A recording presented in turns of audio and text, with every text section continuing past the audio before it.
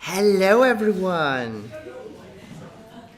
This is already the first step towards the Halloween celebration. So next week we will do something really spooky. So today we're like childish and cutesy, but only in the way that we see things, because this is scary in the way that we only use scripts to animate this and not a single keyframe. So that's the actual spooky part.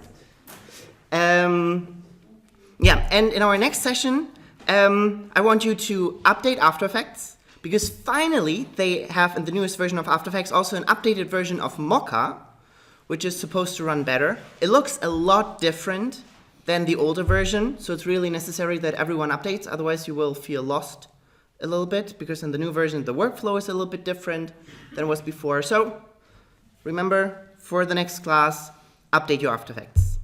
In that session, we will also start by taking a look at how we can bring over the old scripts that we have installed for After Effects into the new version, because After Effects does not copy them over. So with this update, you get After Effects 2019, which is a new folder, and therefore all the scripts need to be installed again. But I'll make this goes fairly quickly. Yeah, so we will build this and we will start completely from scratch, so there are no files that we'll use today. We will build the ghost really quickly in Illustrator, and then we bring it over to After Effects. So what you can do already is open up Illustrator. And I will do the same thing.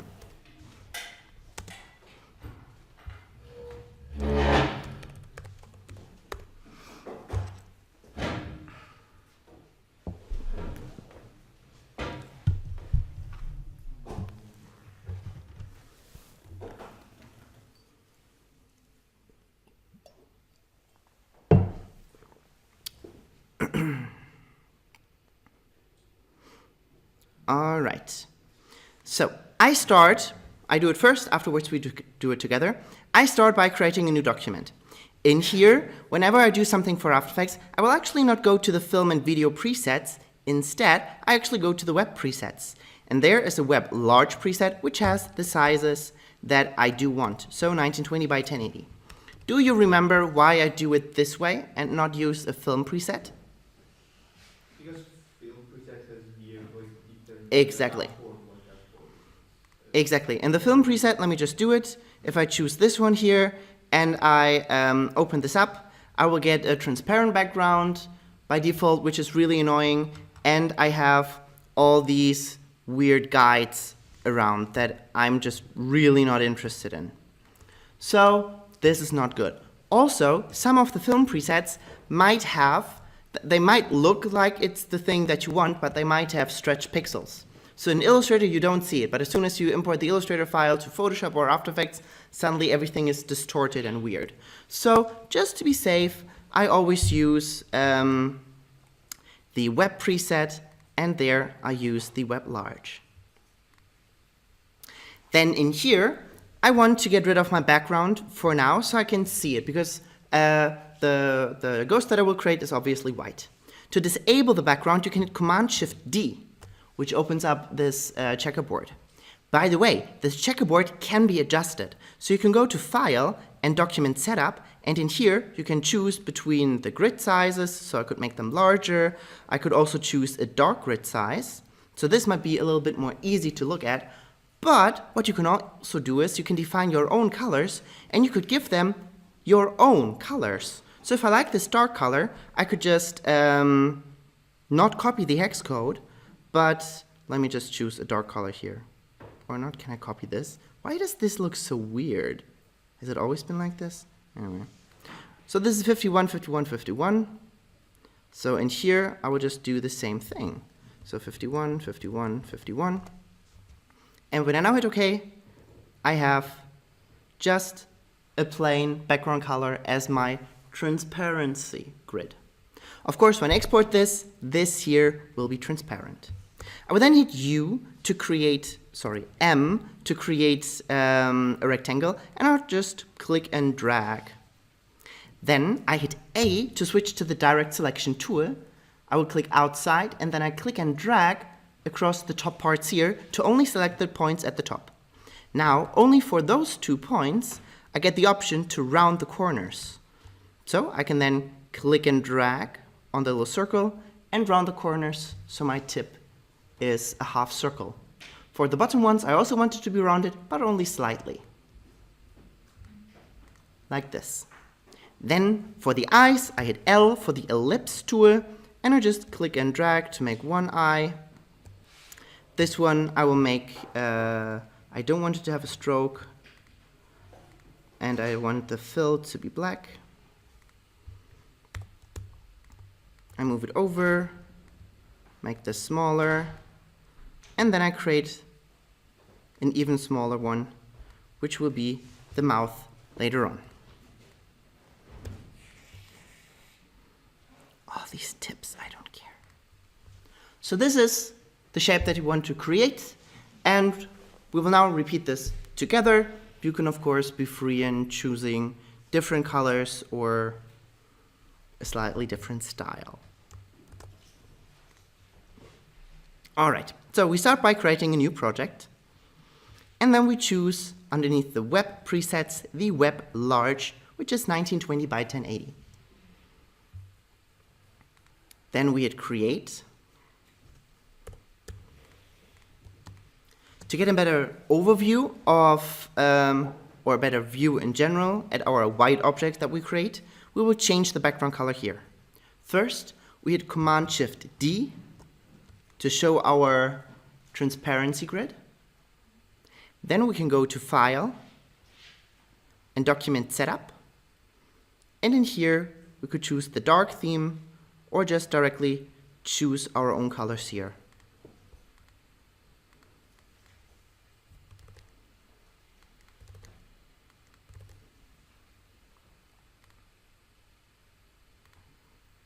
Once done, our transparency grid should now be a solid gray color. Then we want to hit M for the rectangle tool. I always remember the shortcut because drawing a rectangle is like drawing a marquee selection. So that's how I remember it. We want the background or we don't want the background? We want this background here. Oh, sorry. I thought we wanted transparent. Well, this is now transparent, Oh. but the transparency looks different.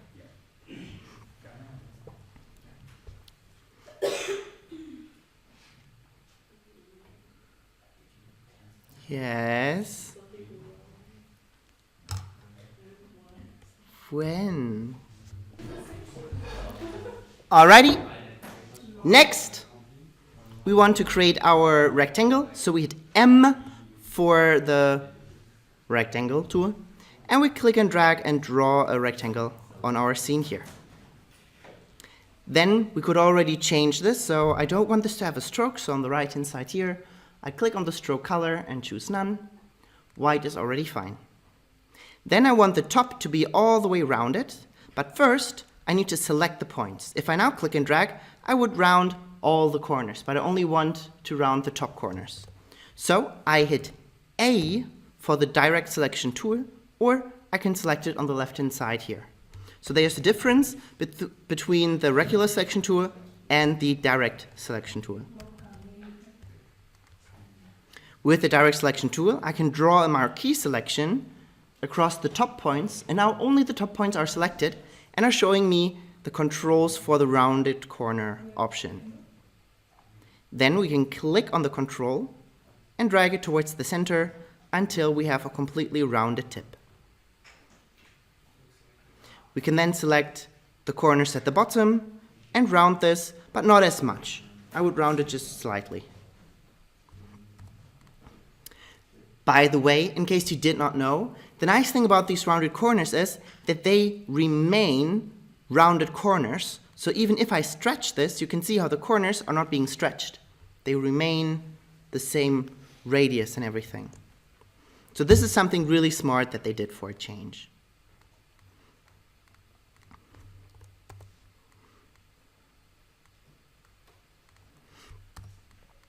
All right. Next, we want to draw the eyes, and those are just black ellipses.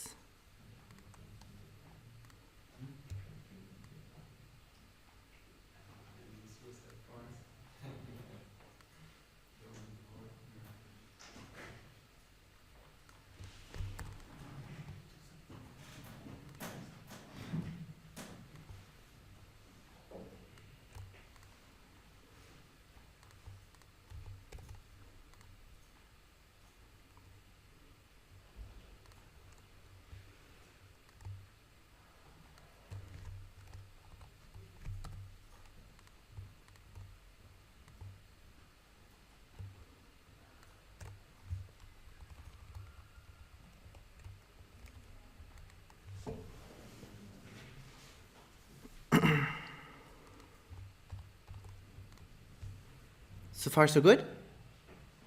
All right. The next steps I will do first, very small steps.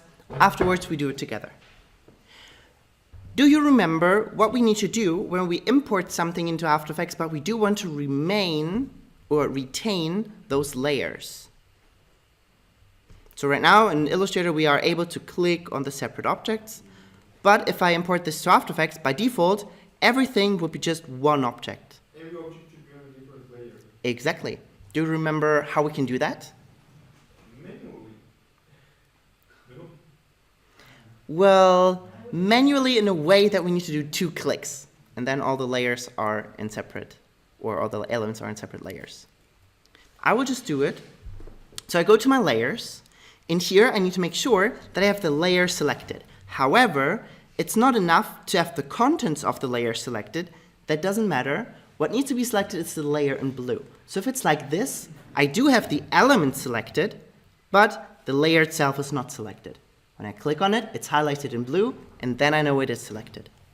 Then, with the layer selected, I can go to the burger menu, and I can say that I want to release either to layers build or to layers sequence. Do you remember which one we want to take? Sequence, exactly. So release to layer sequence.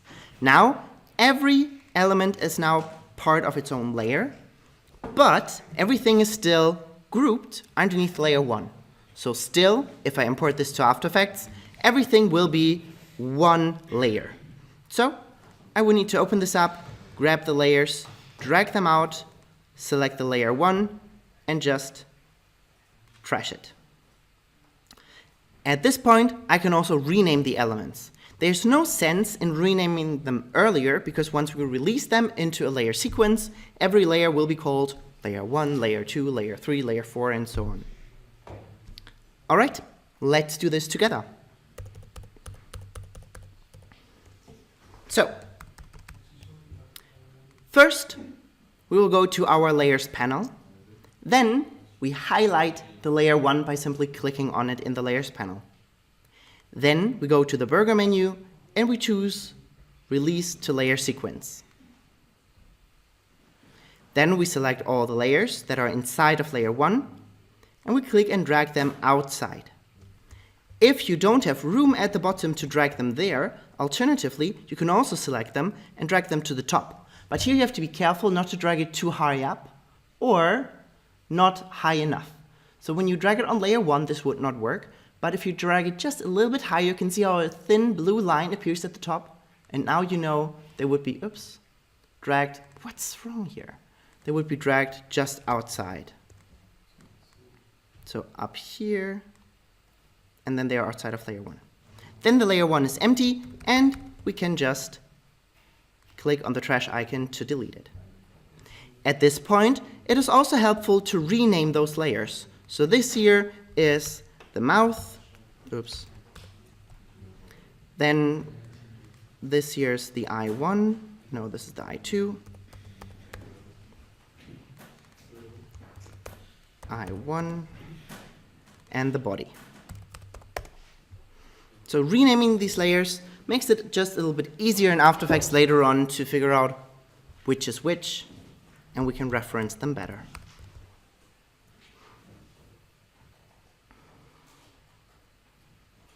After you rename the files, the layers, you can save it. This is also something we will do together.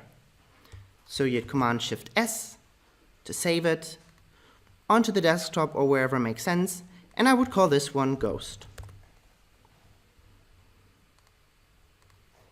When we save the Illustrator file, there's nothing specific we need to choose. Just make sure it's Illustrator CC and keep the default options here. Then we hit OK, and we're done with our preparation in Illustrator. So we can hit the X and close it.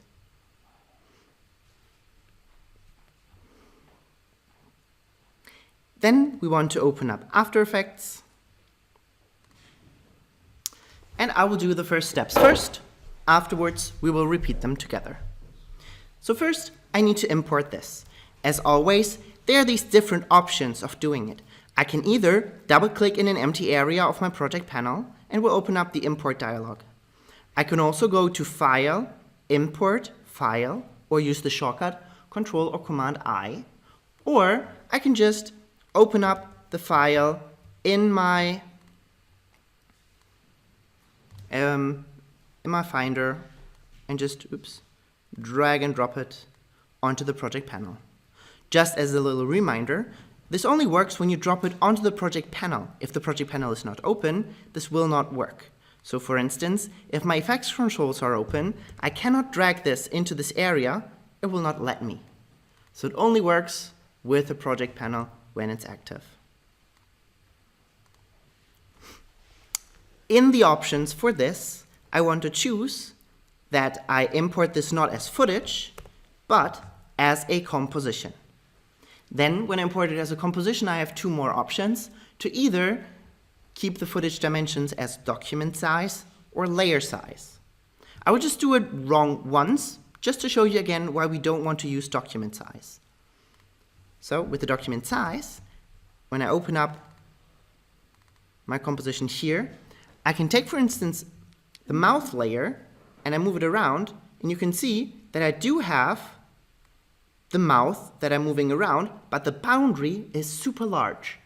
It's just as large as my main composition. So there are cases where it makes sense to import something in this way, but in most cases it does not. So when we want to import it, we want to choose to keep the layer size as is. So this option here. When I then take a look at my composition, I can see how each layer is just as large as the content is. Sometimes the layer is a little bit larger than the content. This has something to do if you use special strokes, for instance, then After Effects does not calculate the boundary correctly and rather gives it more room than needed. But if everything is expanded, then we always get the correct layer boundary. All right. Let's open this up together.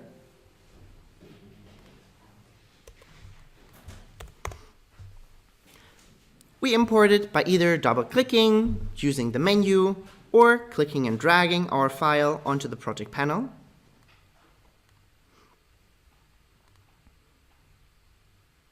In the dialog that then opens up, the options we want to choose are up here. Import kind needs to be composition, and footage dimensions need to be layer size.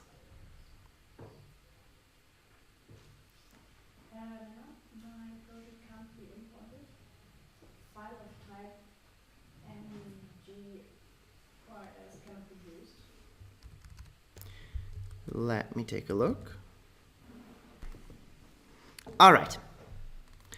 So the next steps will be a couple of more steps. So look here, try to understand what I'm doing, and try to remember this as we repeat it, okay? So eyes off your screen and onto that one.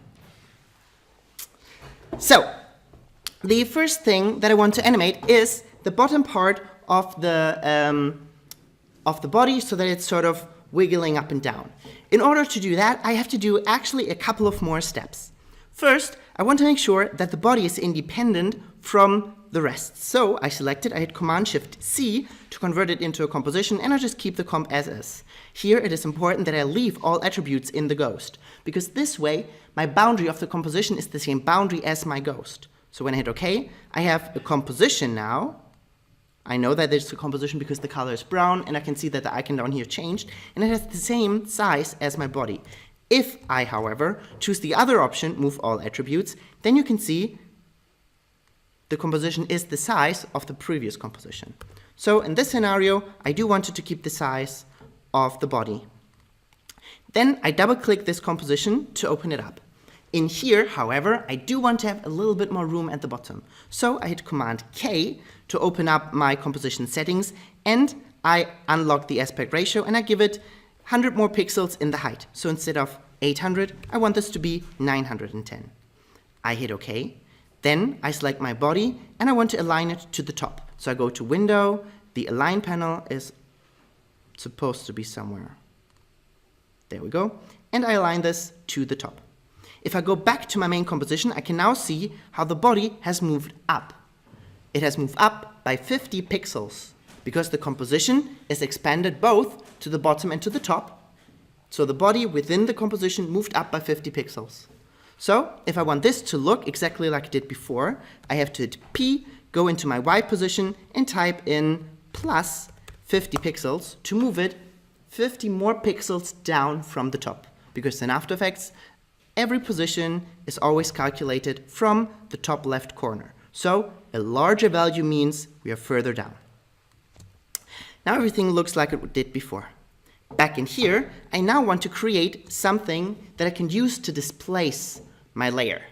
There are many different tools that can displace things, but I told you I don't want to have to animate anything manually. Everything should be controlled via expressions. So what I will use is the displacement map. I think we used the displacement map in the past. The displacement map uses black and white information and draws or drags pixels up or down, left or right, depending on how bright or dark the color of the map is. So down here in this area, I want to have something that is a random weird fog thing that I can use for displacement. So I will create a new solid, and I will make this one, let's say, black. Sure. Then I will create another solid, and I will make this one white. I will take the white solid, and I will move it up. And I move it up to about the height or the bottom here of the ghost. Then I want this to be blurred. So I create an adjustment layer that can be applied to everything that's underneath it. For that, I hit Command-Alt-Y, and I will apply the Fast Box Blur. In your version, you can still use the Fast Blur Legacy, but in the newer versions, the Fast Blur Legacy is unfortunately gone, and the Gaussian Blur that is supposed to be the replacement is broken. So I will go for the Fast Box Blur. If I increase this, I can see how everything blurs, but it also blurs the borders here, which I obviously don't want. So I enable the Repeat Edge Pixels option. So now I have this gradient here. The nice thing about this gradient is that I could now create a noise similar to the clouds from Photoshop and overlay them with a blending mode. So on top of this, I hit Command-Y. Usually I do this with a 50% gray solid, and I apply the turbulent noise onto it.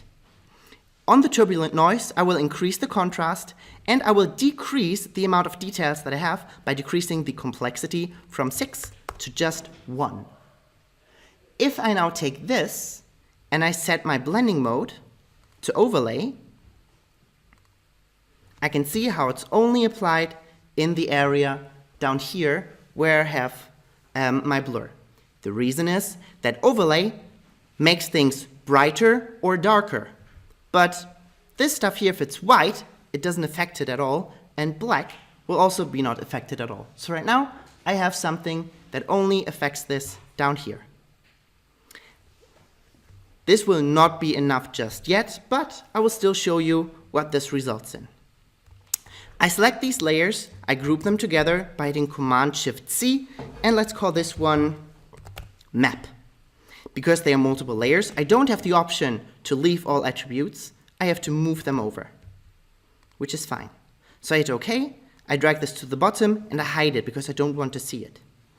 If I now hit Command-Alt-Y to create another adjustment layer, and I apply the displacement map, I can tell the displacement map to choose my map as a layer. I don't care for the horizontal displacement, so I set this to 0. And if I now change the max vertical displacement, I can see how I am adjusting this down here.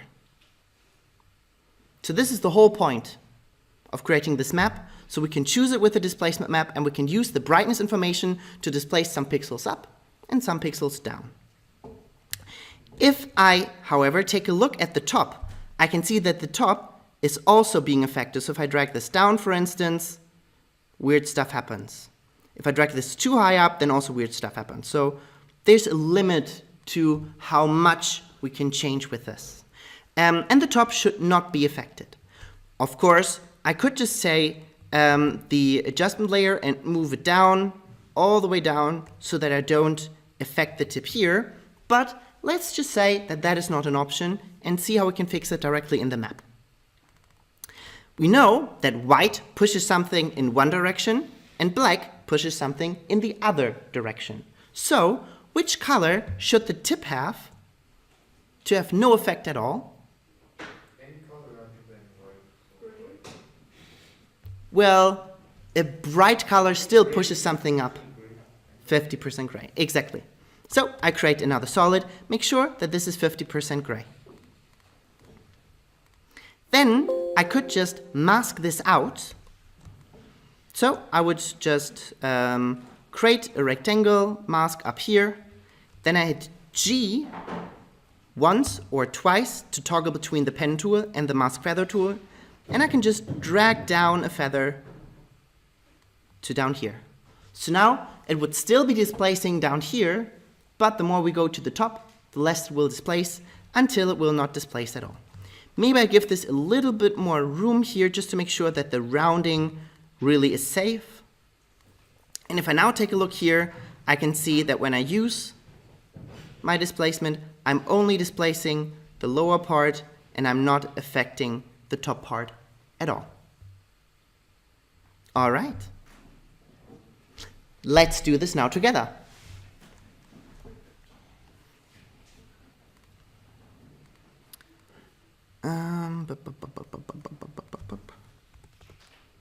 I don't need this or this or that. Oh, I deleted, I guess, one thing too many.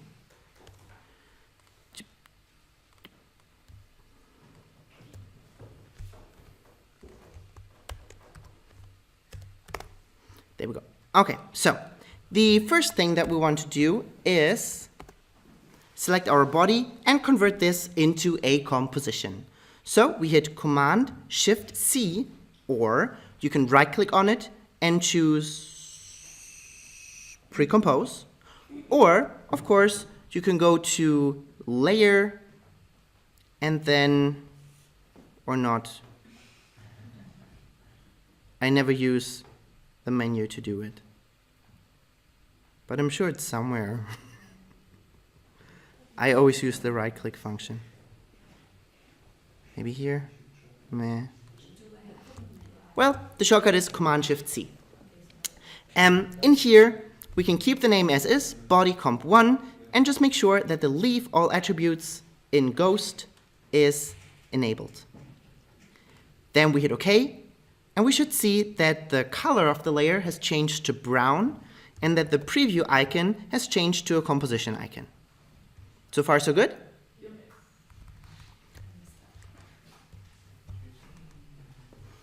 We want to open up this composition, so we double-click on the body layer. Because this is a comp, it will open up the composition as a second tab down here in the Layers panel. Then we want to give this composition a little bit more room at the bottom, and I think 100 pixels should be enough. So we open up the composition settings by hitting Command-K or by going to Composition and choosing Composition Settings. Then we want to make sure that the log aspect ratio is disabled, so we can go into the height. And I would increase the height by 100 pixels, so in my case, my height would be 910.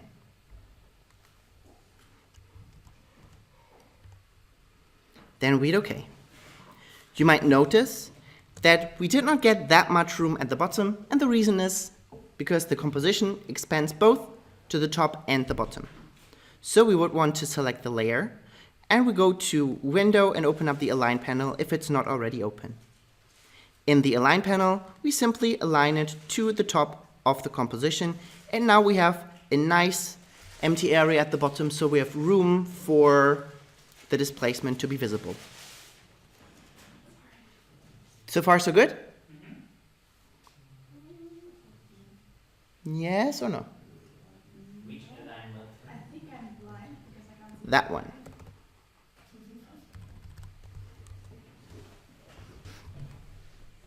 All right. Next, we want to create our displacement map. For that, we will need a black solid and a white solid. To create it, we hit Command Y, make sure that this is comp size, and we choose a completely black color. We hit OK. Then we create another solid, Command Y, again making sure that this is comp size, and giving this a white color. Now, in order to see how far up the white should move, I would say we briefly disable the black color and we move the white color up. You can hold on the Shift key after you start clicking and dragging and move it until you reach the bottom of the ghost. Then we can enable the black color again. This doesn't have to be that accurate, so you can also just eyeball it and just move the white solid a little bit higher up. Then we want this to be blurred, and to blur both layers together, we have to create an adjustment layer. To do that, you use the shortcut Command-Alt-Y. Alternatively, you can also go to Layer, New, and choose an adjustment layer from up here. There you can also see the shortcut again. Or you can right-click in an empty area down here, go to New, and choose Adjustment Layer. Maybe we rename this, because later on we will have more layers and then it gets confusing. To rename the adjustment layer, you just select it and hit Enter. Then we can call this one Blur. Next, we want to blur this. So you hit Control-Tab to open up the FX console, and you look for the Fast Box Blur. If Control-Tab does not work, then either you did not set up the shortcut or the installation did not went well. Alternatively, you can always go to the Effects and Presets panel and look for the same effect in here as well. And apply it by simply clicking and dragging it onto the adjustment layer. So the effect that we want to apply is called Fast Box Blur. The only thing that we do want to change is the blur radius. There's no specific amount, so just click and drag it until you feel like it's nicely blurred at the bottom here. You will notice that it also blurs on the sides. To fix this, make sure that you have the Repeat Edge Pixels option enabled. Which blur is it? Fast Box Blur. For some reason, everything is back to normal. The bottom edge is also. Yeah, mine is the same. All right. Next, we want to get some randomness down here. In order to get it, we will need something random. And for that, we always use a turbulent noise. We will create a solid, so we hit Command-Y, and usually when I apply turbulence, I put this already on a 50% gray background. So let's create a 50% gray background, or solid, and to that one, we will apply the turbulent noise effect. Not the turbulent displace, that does something different, the turbulent noise. It is comp size, yes. How can I do it on the if I Sorry? How can I redo the solid if I didn't zero a comp size? You can just undo and create a new one. You can also hit Command-Shift-Y, which opens up the solid settings, and you could fix it there as well. So, turbulent noise. So do we all see something like this right now?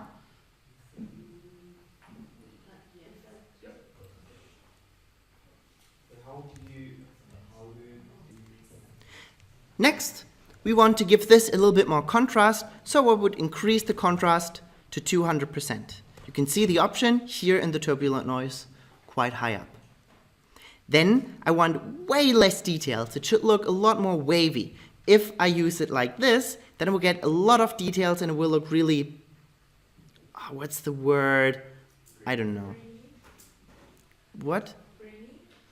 Kind of grainy, yeah. Anyway, so choosing a complexity of 1 will result in a much softer noise down here.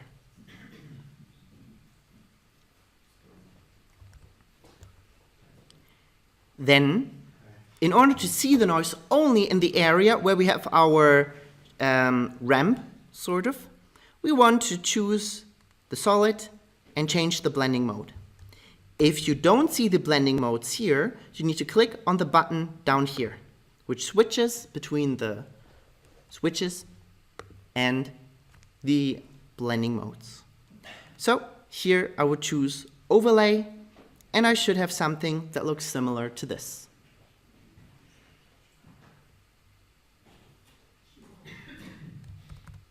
All right. Next, we want to merge all of this together. So we select the gray solid, the blur, and the white and black solid.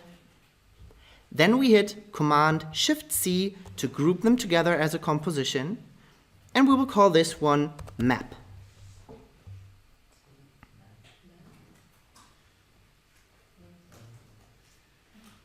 What is the meaning of map in this case?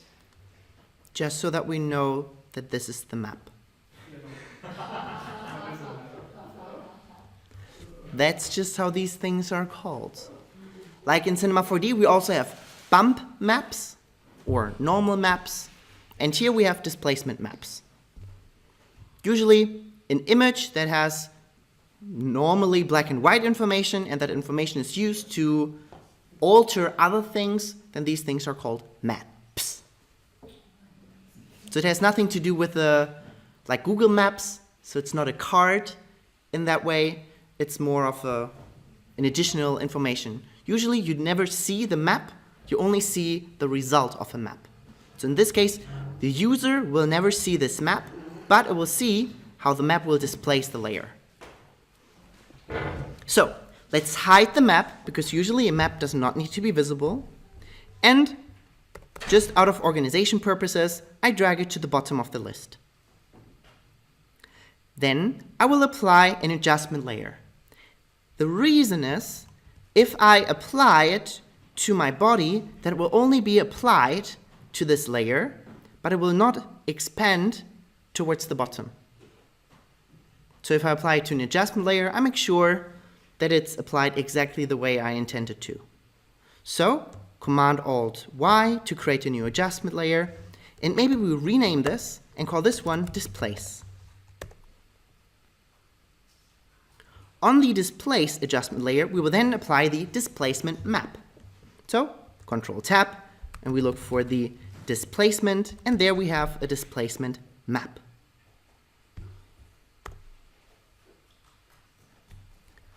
On the displacement map effect, we can choose which is our displacement map layer. So the layer, which information it will use to displace everything that's underneath it. So here, we want to choose the map. Then, just because we already know we don't want a horizontal displacement, let's set this value to 0. Don't drag this, because you can also drag it into negative space. So really type in 0. Then, for the max vertical displacement, we want to increase this value. When we do that, we should see how the bottom part here nicely displaces upwards.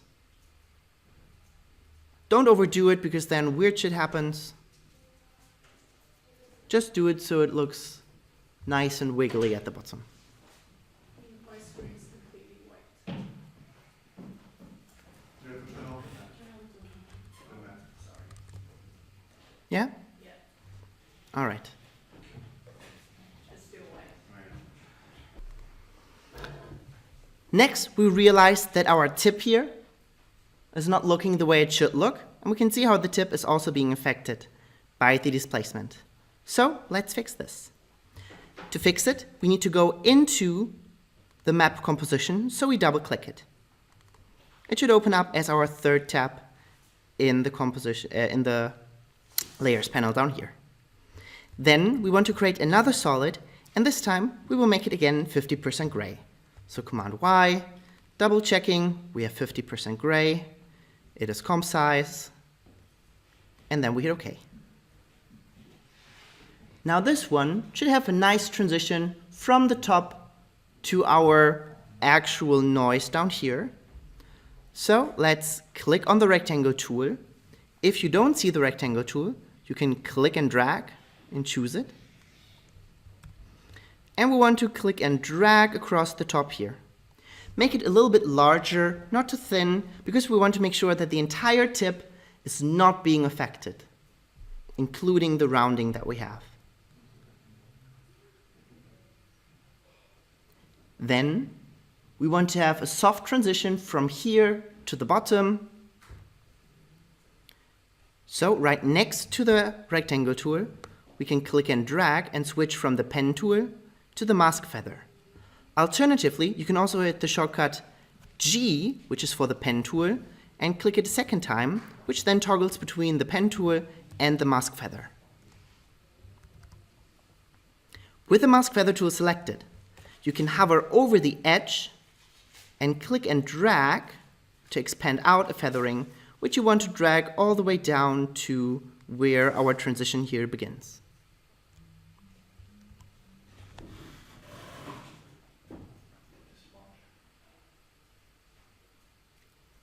Where do you go with the Hmm?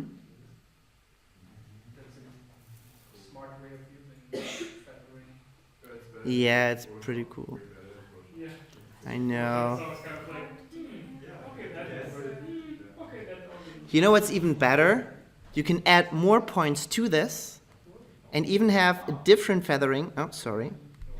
I misclicked. So I can even click on here and say that I want a different feather down there.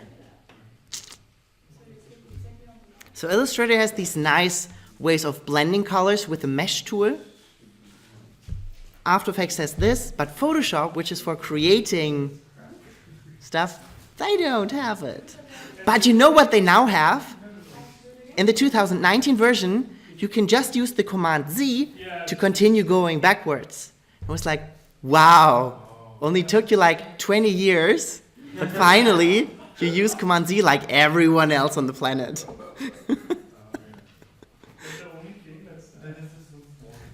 No, they added a couple of more things. What I also like is that you can now finally apply content-aware fill on a blank layer. So before you could only apply content-aware fill onto an actual layer, which totally didn't make sense because you could use like parts of the patch tool or the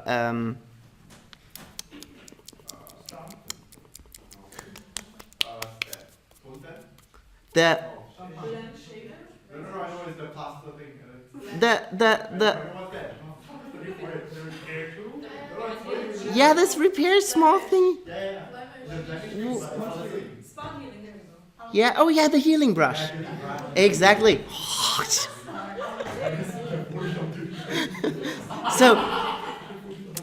So the healing brush could also be always used on a new layer, which totally makes sense because then you did not destroy anything from the original parts.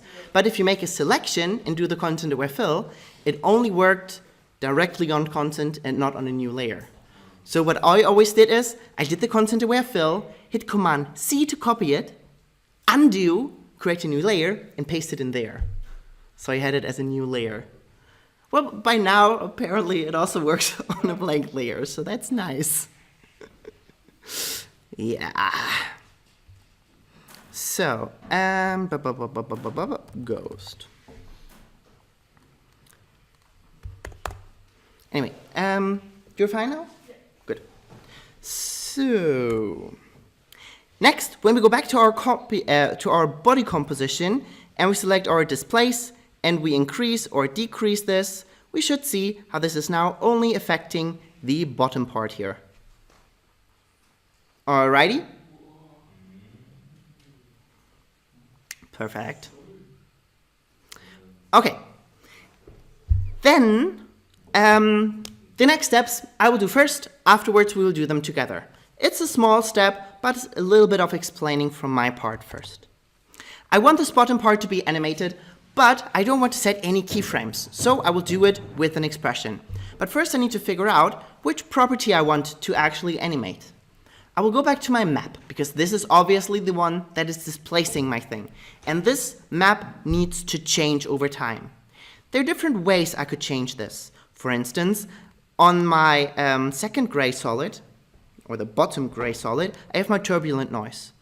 On here, I have, for instance, the transform, and I could change my offset here, and I could move this to the side. But I think this is a little bit too simple, and it would look like it's moving to the side with my displacement, and that's a little bit odd. So instead, which property I'm using is called evolution. The evolution is somewhat like the seed of my randomness. As I increase this, it's morphing from one seed to another, and therefore creating a different pattern for each degree. If I want this to be animated without setting keyframes, I will need an expression. To apply an expression to a property here, I hold on the Alt key or Option key, and I click on the stopwatch. It will then open up that property down here. I know that an expression is applied because the value here turned red, and when I open up the arrow, I can see that I have an expression applied and some additional buttons. On the right-hand side, I can see some text which just says what effect it is referencing or which property this is. I can delete this and type in my own values. For instance, I could type in 90. It will then choose a value of 90 in here. I could also use something that is more interactive. So whenever I create a value, that value is always fixed. And I cannot tell it, you should be this value then and another value later. But there's one variable that is predefined that always counts up, and that is time. So if I type in time, and I go, for instance, to 5 seconds, I can see that my property now has changed to 5 degrees.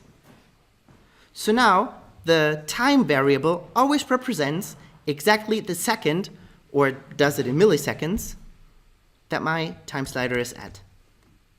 So as I scrub through here, I can see how this value is changing. So what's the relationship between time and that value? Like 1 second equals 1 second equals 1 degree. Or 1 second would equal 1 pixel, for instance. So this one is my time in seconds, but it also contains all the milliseconds that come after it. Of course, this is very, very little. If I scrub through here, I can see that I need to go all the way to 30 seconds to see only a subtle change, hardly visible. So value of 5, or just my time, is totally not enough. But I can amplify this. I could say that my time should be multiplied by something else. So I could say, for instance, I want 100 multiplied by time. If I now scrub through, I can see that there's a lot more change happening. But always having to go into the expression if I want to change the value takes too much effort. What I can do alternatively is I can read the original value that was input here. So I could say, if I type in value it shows me this value.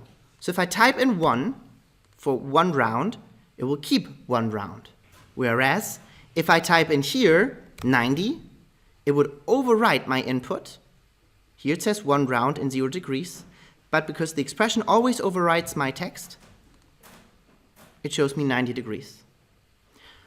But this way, I can still reference the original value. So I could say it should take the original value and then multiply this one by time.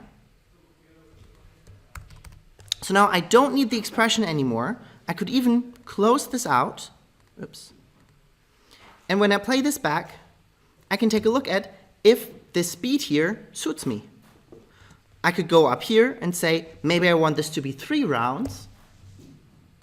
And when I now play this back, it will move a lot quicker. Or if I feel like this is too quick, I could set the rounds to 0 and this to 180 degrees. And then it will move a lot slower. All right, let's do this expression together. We go back into our map composition and we select the second gray solid, or the bottom gray solid, which contains the turbulent noise. Maybe to find it later on quicker, we rename it. So we hit enter and we call this one noise. Then we take a look at our turbulent noise effect and we find the evolution. On there, we hold down the Alt or Option key and we click on the stopwatch. Immediately, we can see how the values turn red and it opens up automatically down here in our layers panel. Then, by default, the text or the expression is selected, so we can just hit, delete and we type in value multiplied or asterisk time. In the older version of After Effects, the font is a little bit different, but the rest should look the same.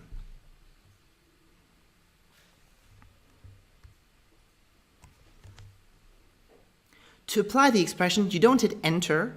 Instead, you click anywhere outside.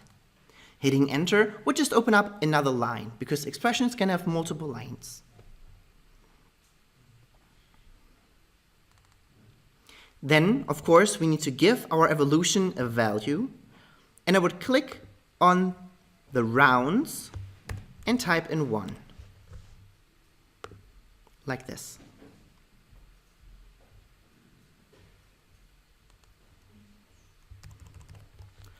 When we then play this back, it should look like this.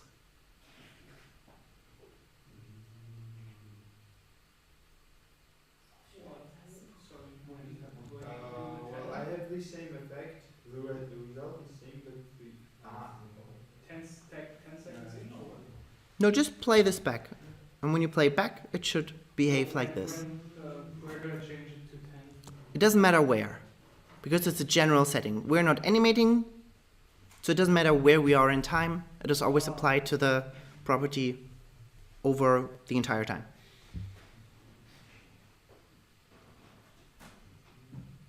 So far, so good? Very fast. All right. When we now go back to our body and we play this back,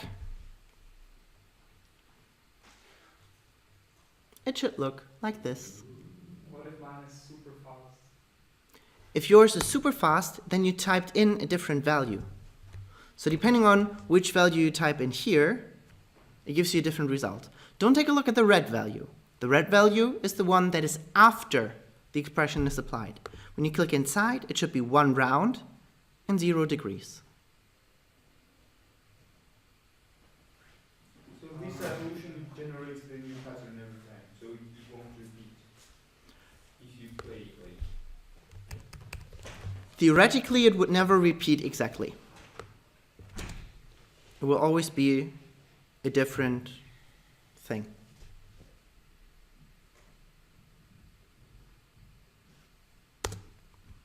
All right. So maybe I don't do it too much, just to make sure that it's just I want it to be a subtle effect, and I don't want it to create some weird excerpts. So when I do it too much, I can see that I get these weird things, and then it doesn't really look like the bottom, and it looks like something completely different. So make sure that you only use this effect in a subtle way.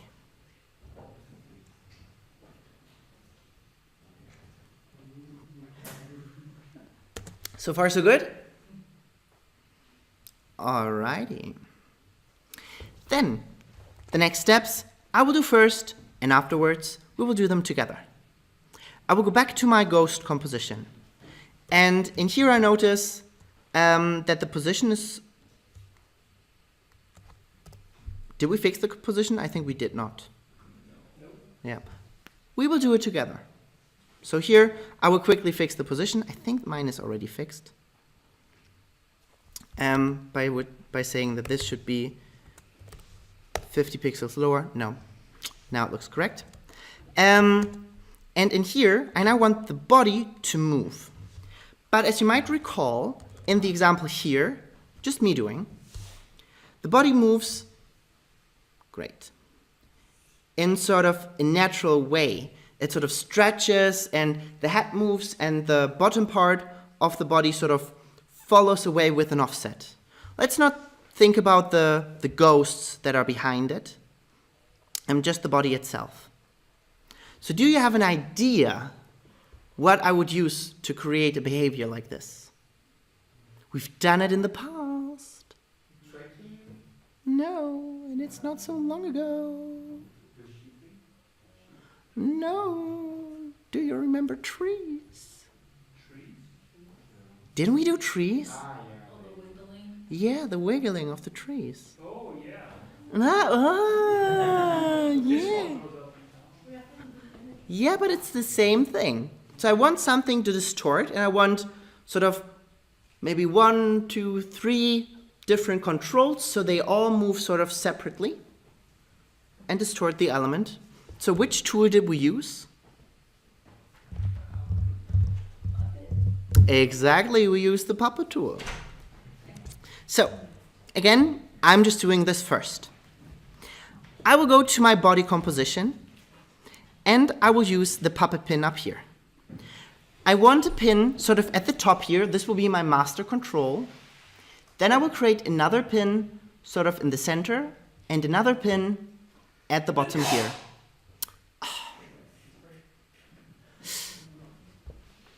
Maybe I don't like the first one. I want this to be a little bit more centered. Doesn't matter that much, but still. So one at the top, one at the center, one at the bottom. If I now grab one of the pins, you can see how I can move this around. I can stretch the layer, move it to the sides, and do whatever I want. In this scenario, I want to make sure that I increase the expansion far enough. Because if I move this to the side and I play through my timeline, you can see how parts are getting cut off. Because the boundary of this is only detected when I click to create the pin. Then it detects the boundary of the layer and it keeps that boundary. Let me just undo here and let me show the mesh. So you can see it creates a mesh based on the transparency, but over time my transparency changes. And therefore, when I move this around, it cuts off the parts that are not within the mesh. So I need to make sure that my mesh is large enough that it includes the rest. So I just increase the expansion here and scrub through my timeline and see, yep, this seems to work. This is large enough. I can then disable the mesh again. Then, do you remember what we did next in order to have controls for this without having to select the layer? Because right now, we don't see the pin. Even when I select the body, I don't see the pins. So I always have to go back to the puppet pin tool and have the puppet effect selected in order to see the pins. But we did something so we could access them easier. We used the tweak script. So I will go to Window, scroll down, and I will look for the Duik Basil, whatever, script. When I open this up, it might give me information like this. Duik needs to be allowed to write files in order to do the following things, because I have a new version of After Effects open. So I would go to my preferences, general, and enable the allow scripts to write files in Access Network. You probably have done this already in the past, so you would not get this pop-up. When I then open this, the newer version has, I don't care for an update right now. The newer version looks like this. I think when we used it, it looked slightly different. So if yours does not look like this, I will come to you and show you again which buttons you need to press. In my example, I want to go to the second button up here, and what I want to create are so-called bones. But in order to create the bones, I need to select which should be converted to a bone.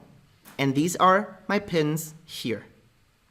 I will open up the body, or I can select the body and I can hit U, which then shows me all of my pins here. And I don't want to select the position, but instead I want to select the actual pin up here. I hold down Command and select the other pins as well. Then I will click on Add Bones. In the older version of Duik, it is sort of a cross icon of some sorts. Oh no, I think it's just a red solid. In the newer versions of Duik, it is looking like a pin. But the behavior is exactly the same. So when I select this and I move this around, I can now move this pin, and it moves the pin of the puppet tool. So I don't have to switch my tool, I don't have to have the layer and the effect selected. I can just do it with the bones that I have here. What I can do then is I can apply some expressions. Again, I want this all to happen automatically. So I will start with the bottom layer, my pin 1. I will rename this and I will call this one top. The next one I will call mid, and the next one I will call bottom. And just so that it's easier for me, I will rearrange the order according to the name and to the position that is here. Now I want the top to be the master, and that one should just wiggle randomly around. For this to happen, I hit P for the position, and I alt-click on the stopwatch. And the expression that I want to apply is called wiggle. Did we ever talk about the wiggle? Could be, maybe not. So, a wiggle is a predefined function from After Effects. A function is always written by calling the name of the function and then using brackets. This in JavaScript means this is a function that does something. Many functions also have properties that can be given to that function. So some functions just need to be called like this, some others need additional properties. The wiggle has 5 properties that it can get. But for now, only the first 2 are relevant to us. The first one is the frequency. The second one is the amount. It is slightly similar to the overshoot that we have, where we also have a frequency. But the other option that we have for the overshoot is sort of the break. Here it's different. So the frequency means how quickly does it move around. So if we have a low frequency, the position would do something like this. If we have a high frequency, it would do something like this. So here I would start with a wiggle of 1. Then I type in comma because I need to tell it how far it should move. So if I have a low amount, it would be like this. So just a subtle wiggle. And if I have a high amount, it will be a larger motion, but it will still be slow. So let me try something like 100. This is a value in pixels, and it means how many pixels away from the original position is it allowed to go. When I click outside and I play this back, I can see how my top part is now moving slowly around. Maybe I can increase this value even further. Let's try a value of 500.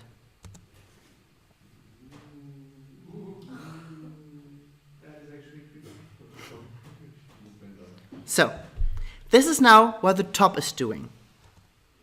I want the same wiggle to be applied to the bottom. But I have a slight issue with this. Let me show you this in a second example. Let me just create our default composition. Where is it? There we go. And I have two solids. On the first one, I will apply that same wiggle. So wiggle 1 by 500. And I move this to the left, and I duplicate it, and the second one I will move to the right. They both have exactly the same expression applied to them, but when I play it back, I can see that they do two completely different things.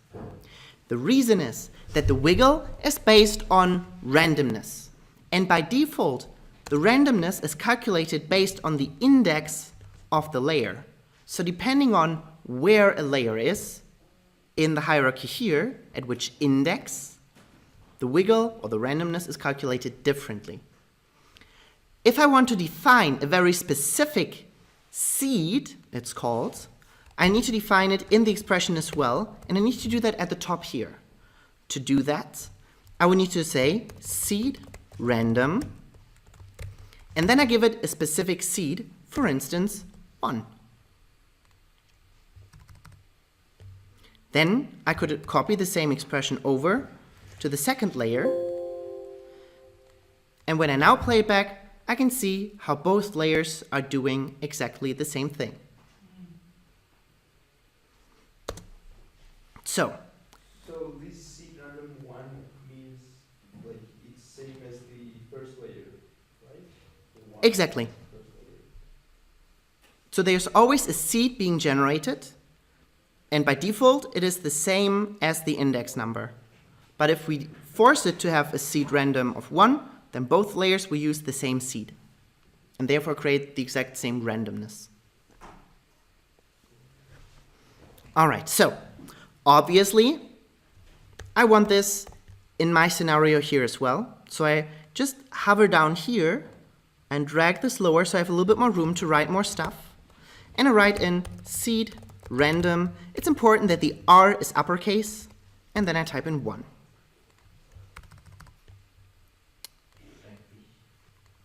Then I can copy this expression, close my top layer, select the mid layer, hit P, alt-click on it, and hit paste.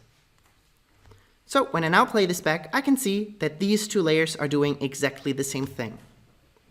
So I'm almost there, but just almost.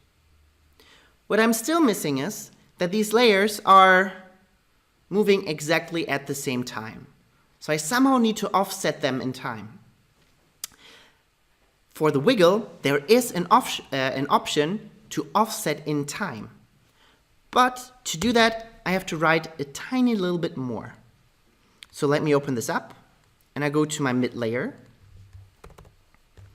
And in here, what I want to do is first define 2 more values, because the wiggle has overall 5 inputs. The first input is the frequency, the second input is the amount. Then we have a third and a fourth input, which are the octave and, I don't know, something else. We don't want to define them, but we have to write something in here in order to access the 5th property that we can use as an input. So the default values that come next are 1 and 0.5. What these do is really not important to us. We just need to remember these are the default values that sit there at the index or at the 3rd and 4th place. But now we can access the 5th place. And that one is where we can input which time it should use. So by default, of course, it should use the current time, but it should happen just a little bit later. So we type in time, negative, and let's try an offset of 0.1. If I now play this back, I can see, it's too slow.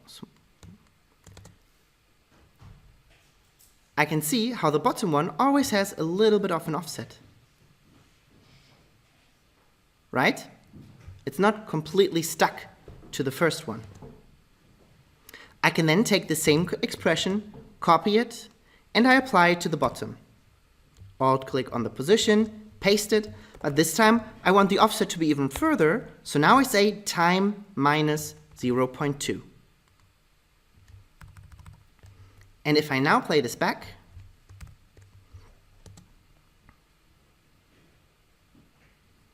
I have this nice effect of this natural moving ghost. All right, then let's do this together. And then we will do our break. Is there a benefit to making all of this with scripts instead of animating? I would never animate this with keyframes. Why would I? Okay, maybe not you. I can code. Well, this is not really coding. It's just writing a line or two. You're gonna like publish one book with all this script stuff. There are many books with all the script stuff. Oh, there is. Yeah. Do they say how to make ghost moving? Yeah. Script, yeah. Well, they usually explain what that script does, because the script can also be used. I sometimes do an example for the wiggle script, for instance, where I show how to make flies move. So if I have a fly, well, let's take. Why is the scroll sometimes not working? Let's take this one. Oh, this is already with alpha. This is perfect. So, Are you sure? Maybe it's a PNG that looks like. Oh, yeah, sometimes it's a fake one. no, it's real. It's real. So what I often use is, so this is already reverted. Let me just do it in a blank example.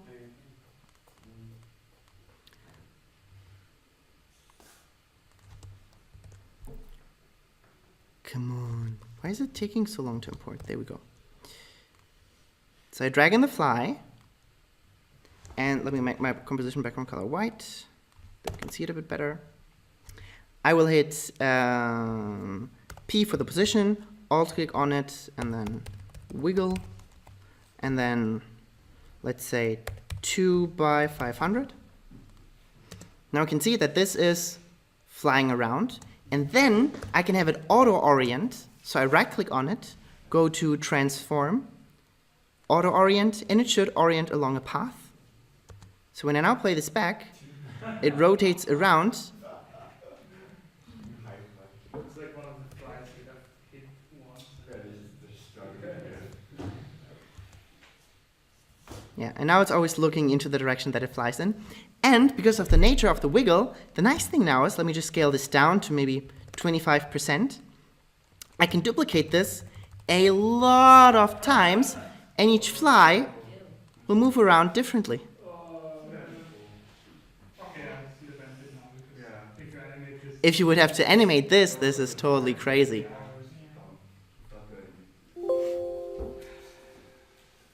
And the nice thing is that you can even connect the wiggle. Nah, that is getting a little bit too much. We will talk about it maybe some other time. But I could, because this is an expression, I could create a controller. And I connect the amount of the wiggle to the controller, and therefore control how far away they should wiggle, and I could force them to go into a specific point. You mean the radius or Yeah. so like live? So right now, if there's no expression applied to them, so if I select all of them, hit P, and does it delete them for? No. If I delete the expressions for all of them, you can see they all end up in the same spot. These are too many flies. You can see how they all come down here to the same spot if there's no expression applied to them. And there's the amount defines how far away they spread from the center. But with the expression, I could, for instance, say that I have a null object. I could call this one controller, and I could apply a slider to this, which I could call amount. And then I could go to my position. I could say that I want to have the amount be defined as the slider of the controller. Dum, dum, dum, dum.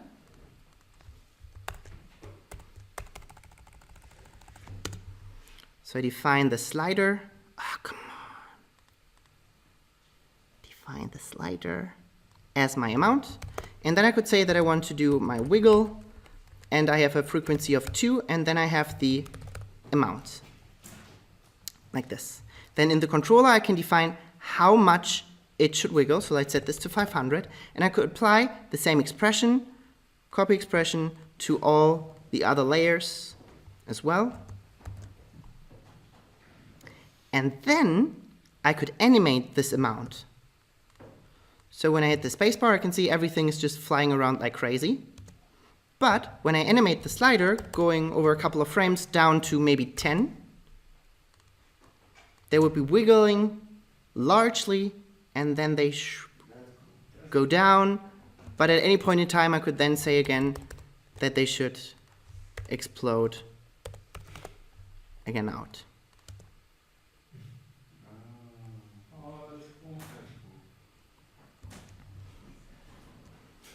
No. So expressions are super, super useful, especially when we then also connect them to controllers. But with the controllers, it's getting a little bit more complicated. So what we're doing right now is not really coding. It's really just using functions that are already there. Although, to make the blinking of the eyes, we will code a little bit more. There we have like an if function. But it's very simple. But that's something we will do after the break. So, but we're still not at the break yet. Let's first dive back here. So, we select our body and... No, sorry. We go back to the ghost composition and we select the body composition in here. So really make sure that you're in the ghost composition and you have the body composition selected. Then you want to choose the puppet pin tool up here, and we want to create 3 pins overall. 1 in the center and towards the top here, 1 in the middle, and 1 at the bottom. They don't have to be perfectly aligned. It's totally fine if it's just like eyeballed.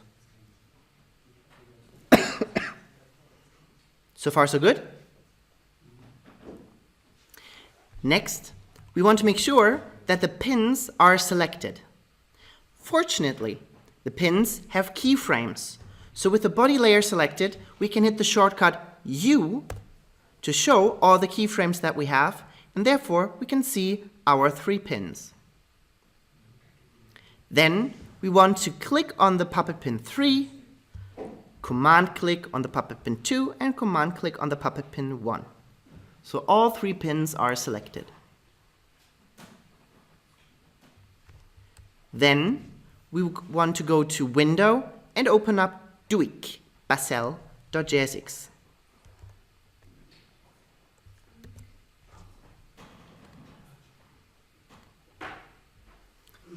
So it might give you the information that you can update the tool, which you can if you want, but don't do it right now. Maybe it gives you some version information, so just hit ignore and close. And then the question is, does it look like this or does it look differently? Looks kind of, but not like this. All right, because the previous version looked very different. But we have the same reading. So by default, you're probably in this tool here, and you want to switch to the second tool, which is for links and constraints.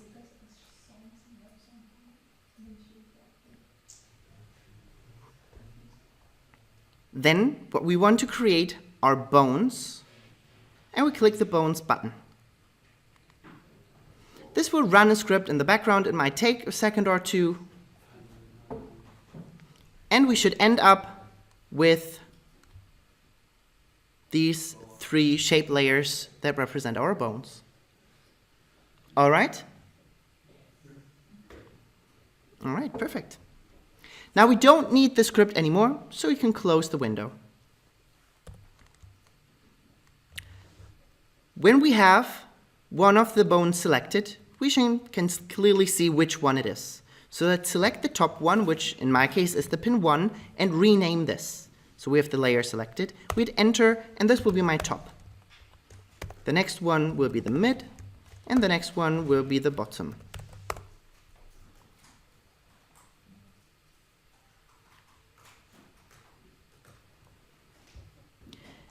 Then we want to rearrange them. It just makes it a little bit easier later on. It has the naming of them and the changing of the order has nothing to do with how it behaves later on. It's just for us to get organized. With the top one selected, we hit P for the position. Then we hold down the Alt or Option key and click on the stopwatch. In here, we will then type in wiggle, then in parentheses, we first define the frequency of 1, then we use a comma, and then we want to apply the amount of 500. So it needs to be written exactly like this. You cannot use regular brackets or curly brackets. That does not work. They have to read parentheses. And this cannot be a period. This has to be a comma. To apply it, we just click outside. And when we play this back, it should look like this.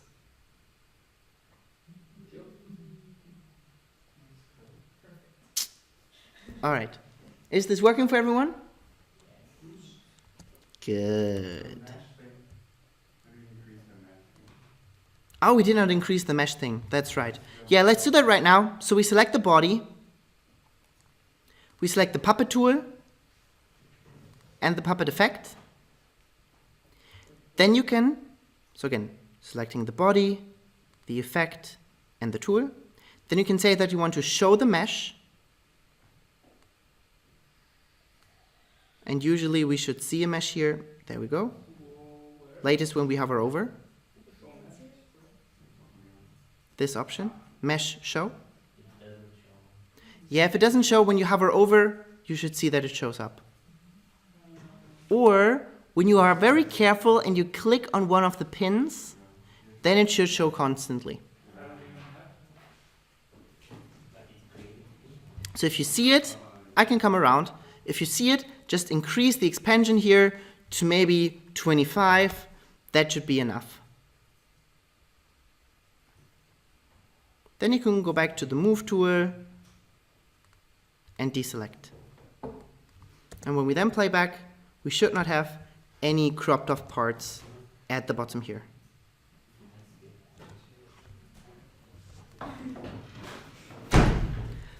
All right. Next, we already know that this expression is not enough. When we have the second expression, it would move differently. But starting with, the expressions need to create the exact same result, so the seed needs to be the same. So let's click back into our expression and maybe make it a little bit longer. When you hover over the bottom part of the input text field, we can drag this and give it a little bit more space. Then we want to jump to the beginning of the expression. We want to enter to go into a new line, and we want to go back to the top. In there, we then want to type in seed random, and in parentheses, we type in 1.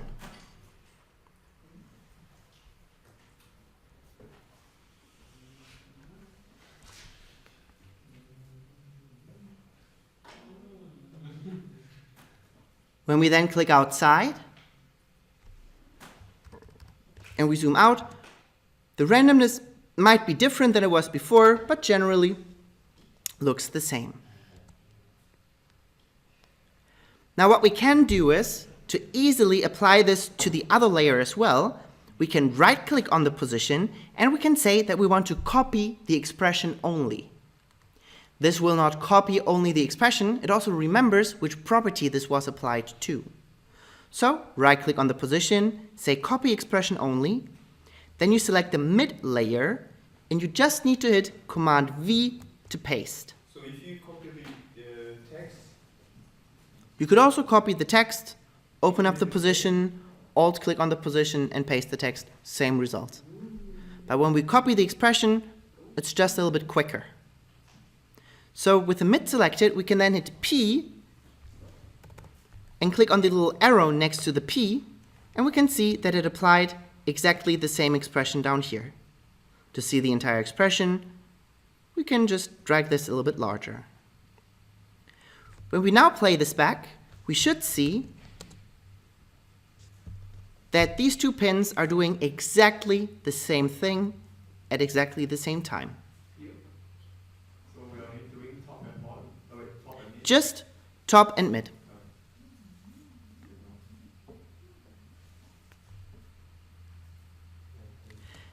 Next, we want to give this a little bit of an offset. So this is a little bit of blindly following what I'm typing. So in the wiggle of the mid position, we add another comma within the parentheses. We type in 1, we add another comma, and we type in 0.5.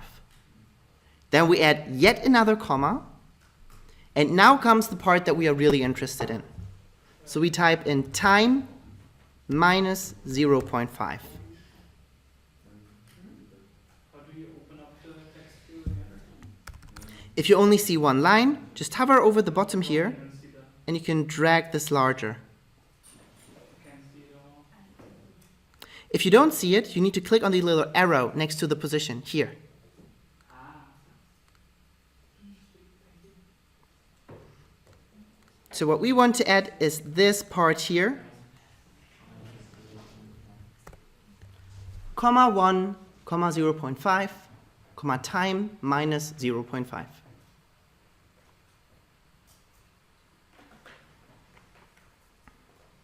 Sorry, 0.5 is way too much, 0.1.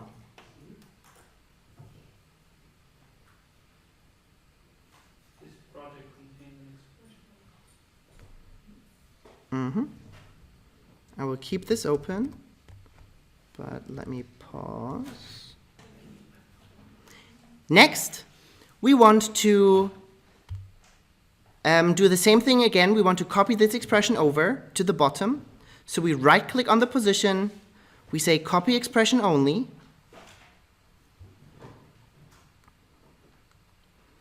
then we select the bottom layer, and we hit Command V to paste. Then, just like we did earlier, we hit P for the position, open up the expression, and this time we want the value to be time minus 0.2. When we now click outside, and we then play this back,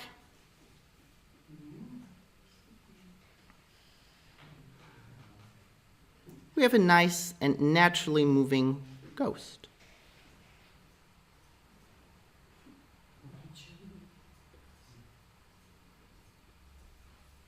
All right, everyone good so far? Perfect. Then be sure that you save the project, and then we do a break of rather 10 than 15 minutes.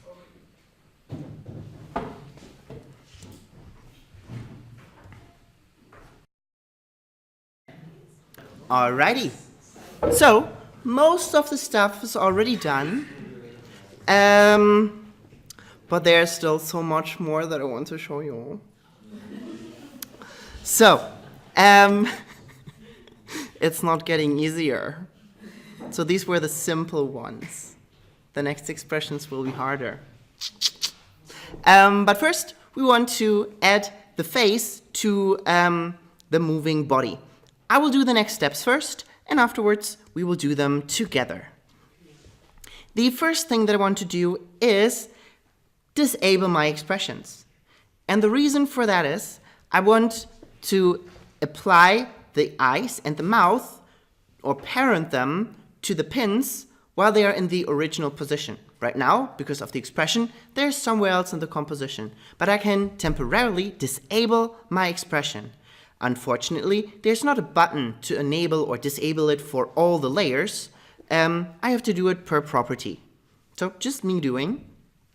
When I take a look at my expressions, I can see that there's an equal sign that is activated. This means that the expression is enabled. When I click on it, the equal sign is not highlighted anymore and it's crossed through. I can also see that my values here reverted to the original blue values. So when I click it, I have the expression applied and the values are red. And when I click it again, then it's back to the original values without the expression. So I will do that for all three equal signs. And therefore, everything is back to how it was before. I can then take my eyes and I can parent them to the top, and I can take the mouth and parent it to the mid. Then I can enable the expressions again, and I can see when I now play this back, the eyes and the mouth are following along.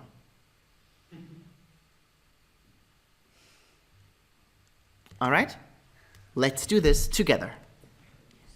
But we could also just copy the expression for these parts. Do we link the same pattern? Theoretically, we could do that too, but then we lose a little bit of flexibility, whatever. And I want the mouth to be animated as well. So it has a different expression on it. So first, we want to make sure that our expressions are disabled. Something that you could do is hit U to hide everything.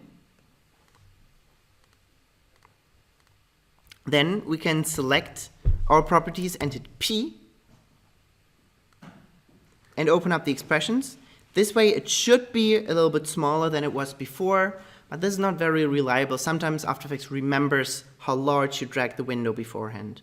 But if it opens up in the smaller way, good for us, because this way we can easier disable the expression. How do I get to disable the expression? Because it doesn't pop up. So first make sure that you hit P to see the position, and then you open up with the arrows next to the stopwatch. Oh, sorry, it's down here. And then you should see the equal signs. Then we can take the two eyes and use the parent pick whip to choose the top. And then we select the mouth and use the parent pick whip to choose the mid. Then we can enable the expressions again.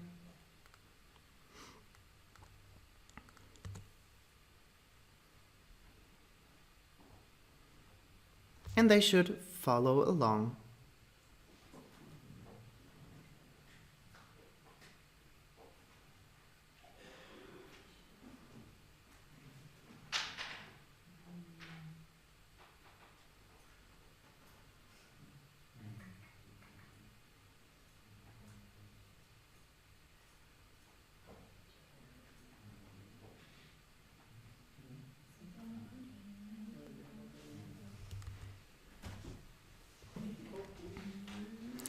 Alrighty.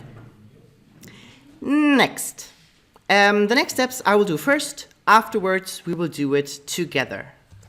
Now, what I want is a shadow.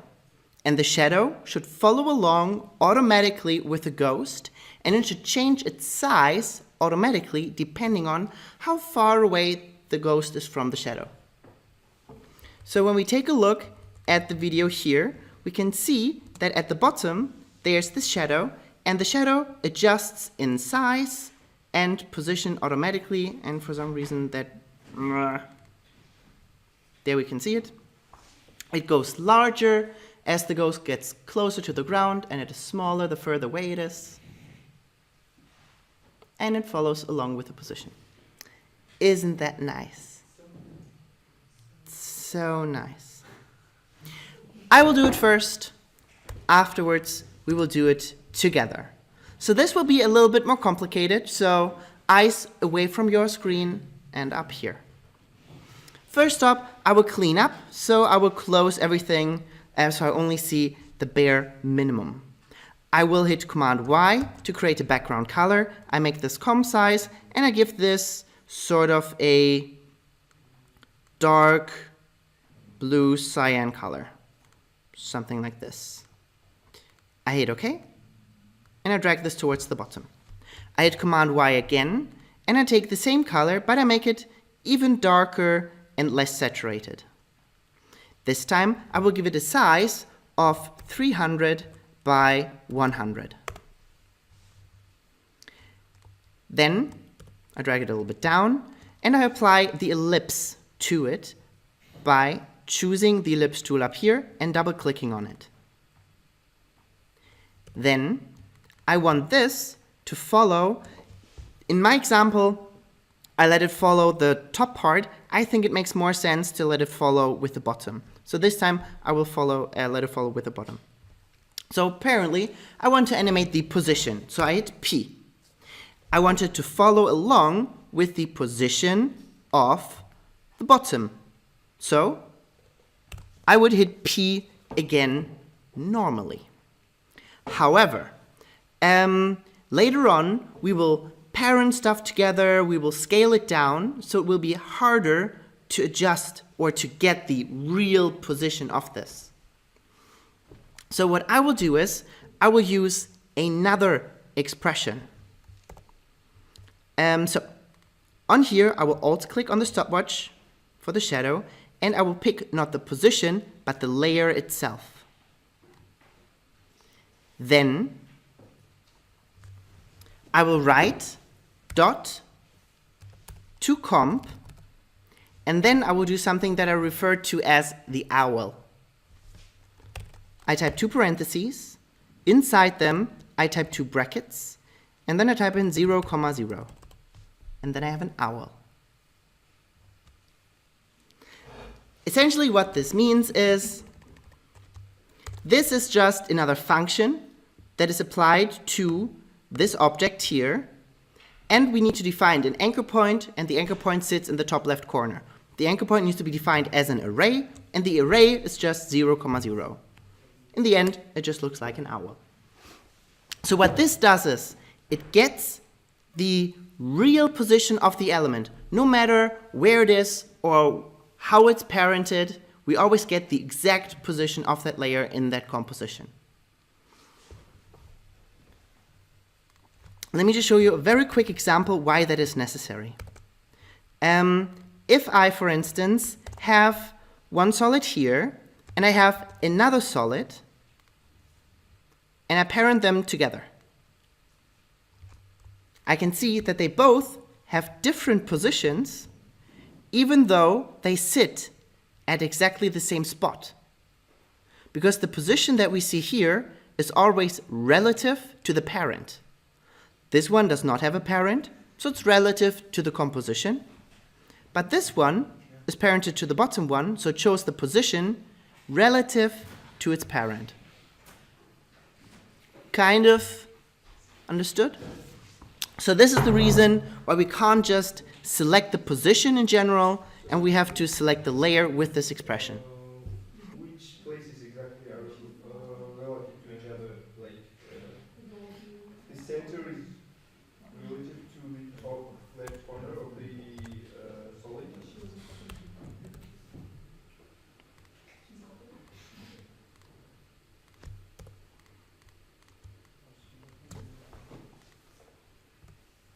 Oh, or So top left corners, right? if I change my position of the blue one to 0,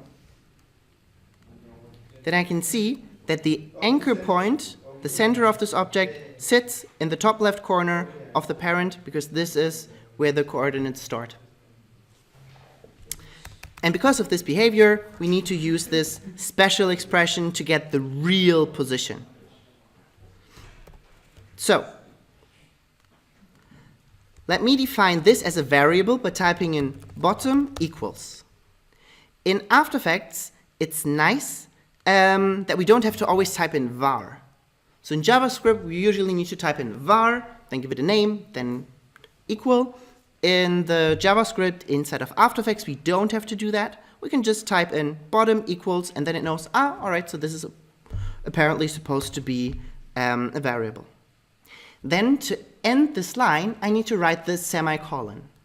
I go into the next line, and what I want to do is, I need to access only one part of this. Because right now, if I disable this, I can see how my dark blue is always following along with the rest. So I don't want this. It should keep its original Y position, and only the X-axis should move along. So here I will define that I only want to get the X-axis. To do that, I will type in these brackets, and I type in 0. So you did have coding classes, right? Very briefly. So you know what an array is.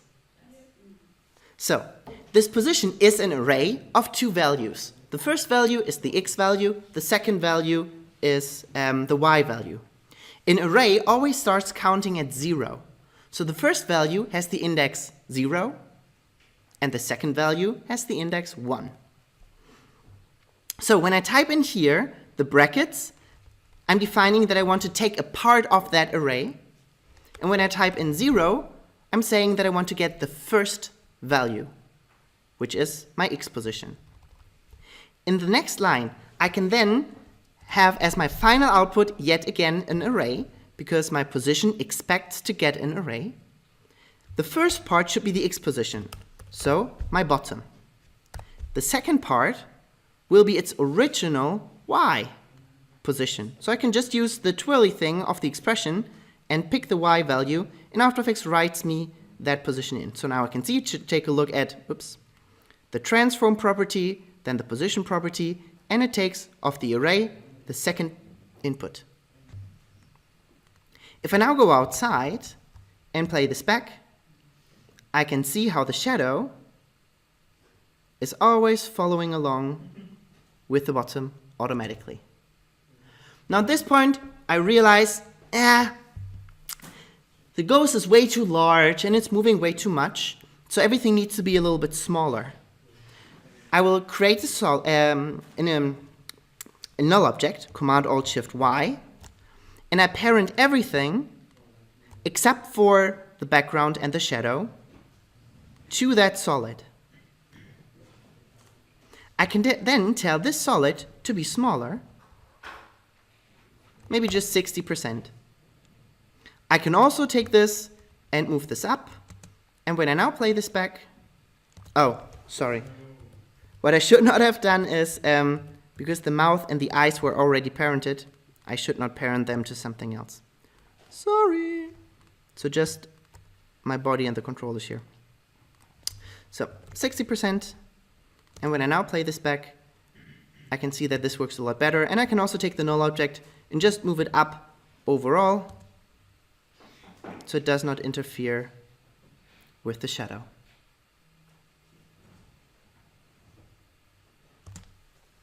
All right, let's do the shadow now together.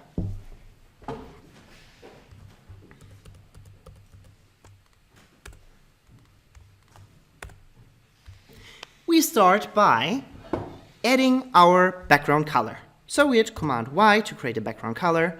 Make sure it's comp size, and I think a nice darkish blue works fine. We drag this all the way to the bottom.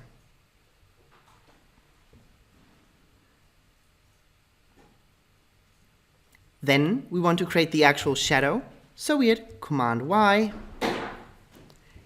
For the shadow, I would give it a size of 300 by 100. And the color should be a little bit darker and less saturated. How much is the shadow? How big is the shadow? 300 by 200, 300 by 100 pixels.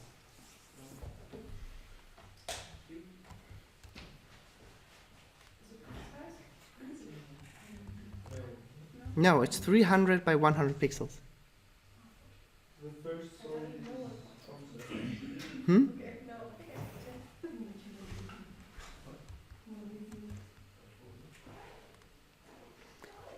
Then we want this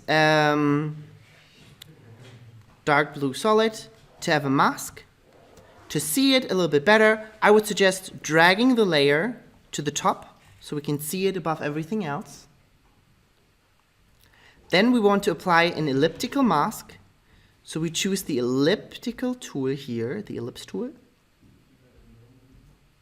So click and drag and choose the ellipse tool. And when you then double click on it, it creates a mask around that element.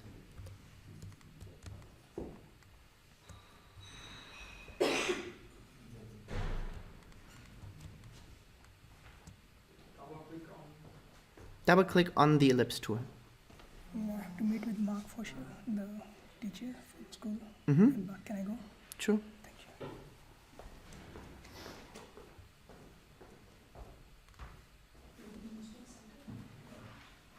So far, so good? All right. Let's move this all the way down here. And what we want this to do is follow along with the position of the bottom.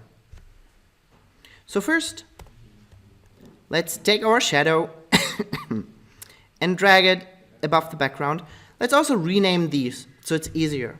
So this one is the shadow, and this one is the background.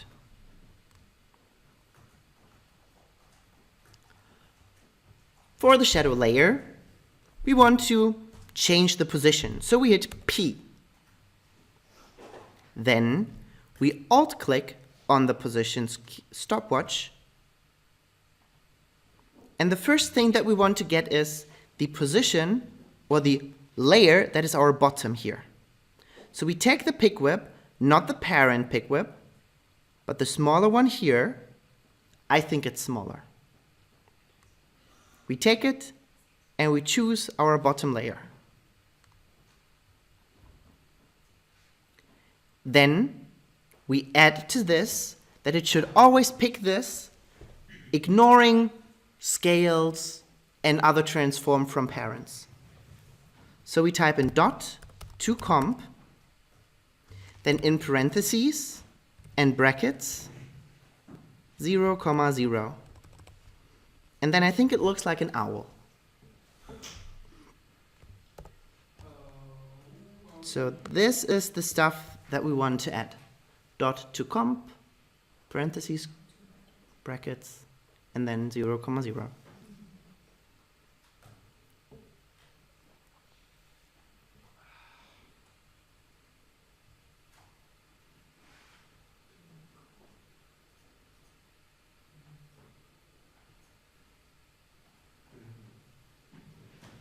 So far, so good?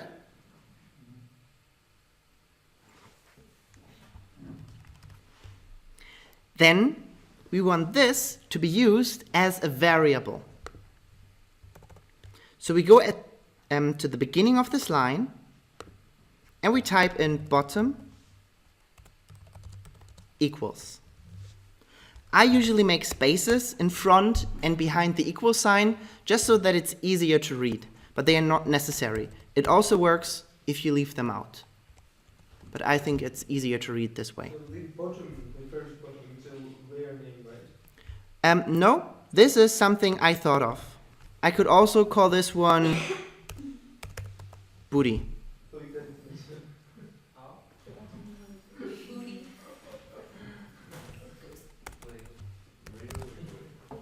So I just give it a name that I can remember, and that sort of makes sense. We'll always remember that. Well, I cannot call every variable Leonard.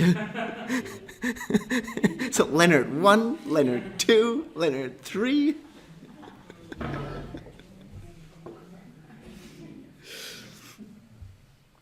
All right. So next, because we want to add a second line, we need to make sure that this line ends. So at the end here, we write a parenthesis. A semicolon.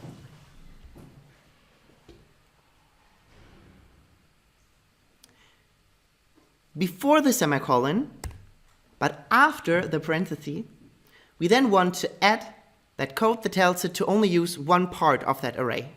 So right now, it gives us 2 parts of the array, but we only want to get 1 value.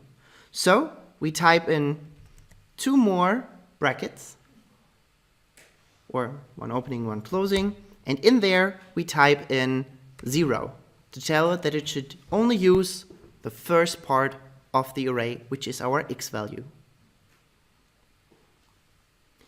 Then we can go into the next line, and we can write what our final output should be.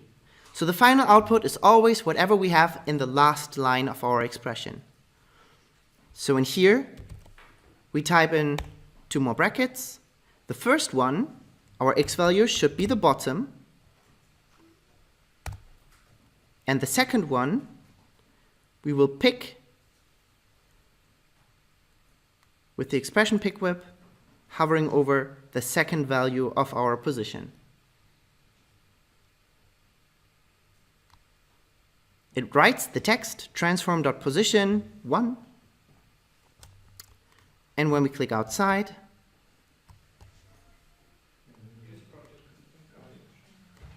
and scrub through, it should look like this.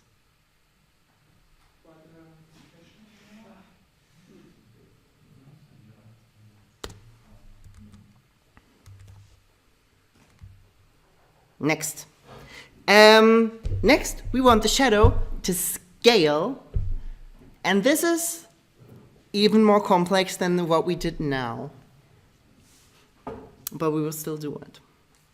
I will do it first, afterwards we will do it together. Now, for the scale, I need to somehow I need to detect where the bottom is. So at a certain point where the bottom is, the scale should be a certain value. And at a different position of the bottom, the scale should also be different. So I think what I will simply do is I will draw guides and I will have my info panel open. So I think the bottom will be, what I forgot to do together. We want to scale everything down. Let's do this also now. Sorry. Let's first scale this thing down so it looks a little bit nicer. For that, we do together. We create a null object, Command Alt Shift Y is the shortcut, or layer new and null object. Then we want to parent the controls and the body to the null object. So top, mid, bottom, and body should be parented to the null. We can then take the null object and scale it down maybe to 60%, and we can also move it up a little bit.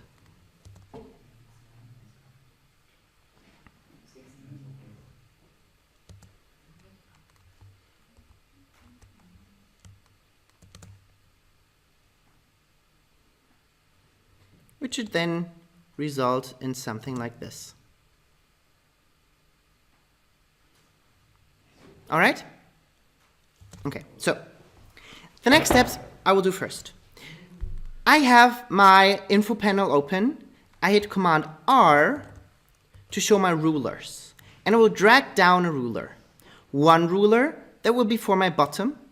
And I will take a look at the value that it's showing me there. So my guide position. So as soon as I click on a guide and I move it around, in my info panel it shows me where that guide is. So I think the lowest position is somewhere here. And this is, let's say, 860. So I remember 860. I won't remember, I write this down. Then I will create another ruler, and I move it to where probably the highest point is. Yeah, so somewhere around there. When I select the guide, I can see that this is 430. So, Apparently, my shadow needs to change in size within this area here of the Y position of the bottom. First, I will go to my shadow and I hit S for the scale. Then I alt-click on it, and I will again define a variable. I will call it bottom equals, and just like I did before, I parent it to the bottom, or use the pick whip to get the value. Then again, dot to comp 0, 0. But this time I want to only access the second property. So in the brackets, I type in 1. Now I need a new expression. This one is very fancy because it can calculate, or it can map two different properties together. So it's called linear, and it needs to have a driver, and the driver is my bottom. Oops. And then you read it like this. As the bottom goes from, I already forgot, from 430 to 860. So my bottom goes from 430 to 860. My scale should change from 50 to 100. So again, you read it like this. As the bottom value goes from 430 to 860, the output value should be 50 to 100. So when my bottom is at a position of 430, my scale would be 50. And if the bottom is at 860, the scale would be 100. So the linear expression can only take a single value, not an array, and it also outputs only a single value. So if I click outside, I would get an error.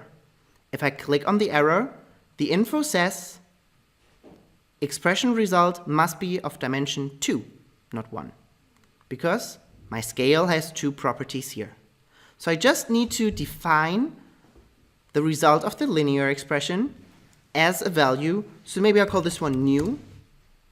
I end it with a semicolon, and then I just need to put this into an array, and I just type in new and new.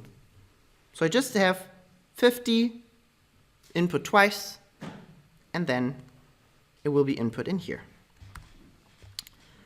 So there is one more error.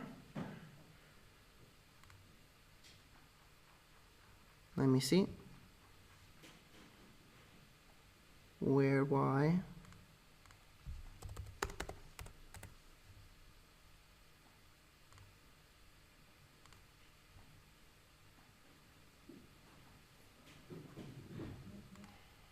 My line 2 is correct.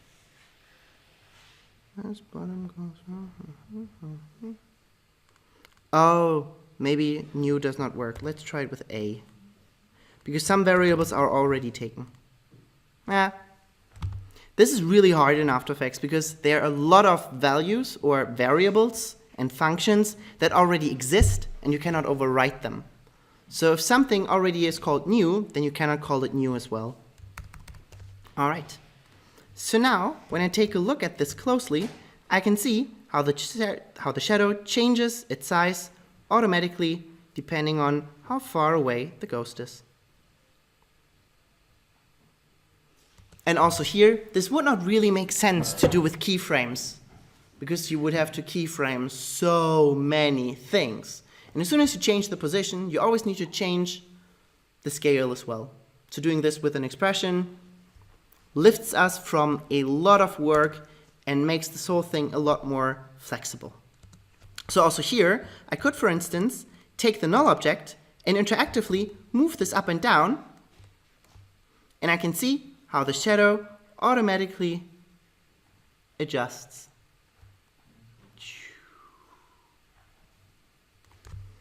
All right, let's do this together. So we have our shadow selected and we hit S for the scale. Then we alt-click on it, and we do exactly like we did before. So we type in bottom is equal to, we use the pick whip of the scale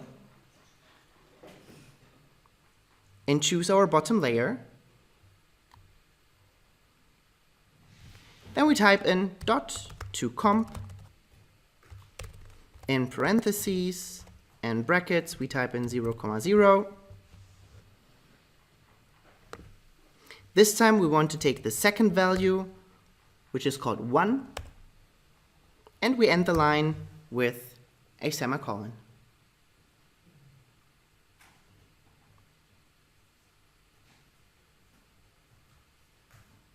So far, so good? Yep.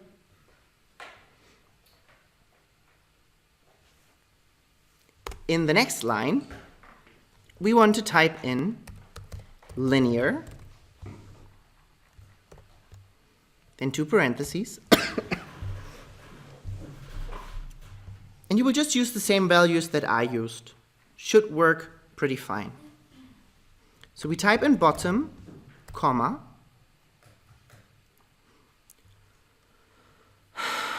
430, I think, comma, 860, I guess, comma, 50, comma, 100.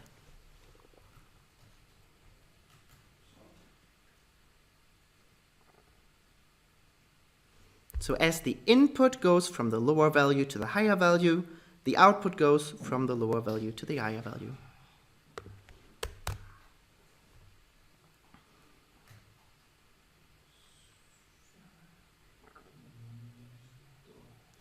We end the line with a semicolon, and we start it with, with A is equal to, just so that we have something that we can reference later.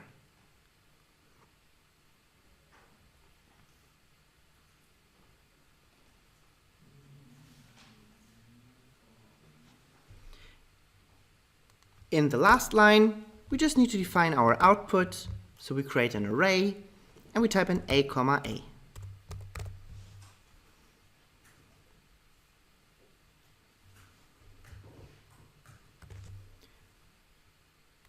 And we then click outside and play this back. It should follow along. Yeah. We will use these 8 minutes and we will animate the eyes, and then we say we're done. All right? We can do it. Dude. They can do these silhouette. Yeah, Next week? but it's too small to do it next week. No. You can just do it now, pretty fast, and then you send us the recording. No, no. All right, so, well, we will do both. We will do the silhouette thing, and we will do the blinking of the eye. The silhouette is really simple. I will do it first, then we do it together. We're done in 2 minutes. Then we do the blinking of the eyes in 4. No questions. No questions. I will just do. Shh. So, I have the body selected, and I will hit Command D to duplicate it. I select the bottom one, and I will call this one, I don't know, rest. On it, I will apply an effect that is called echo. I will single view this layer, and we'll take a look what this does. So for now, I don't really see that much happening. The reason is, what the echo does is, it sort of creates a motion blur, but each layer adds on top of each other. If I increase the echo time to a more negative value, you can see how it creates a copy at an earlier time. If I increase the amount of echoes, I increase the amount of copies that I get. So if I play this now back, I have a lot of copies here. For some reason, the echo effect calculates super, super slowly. Anyway, so I think a number of echoes 2 is fine. I want the effect to be super subtle.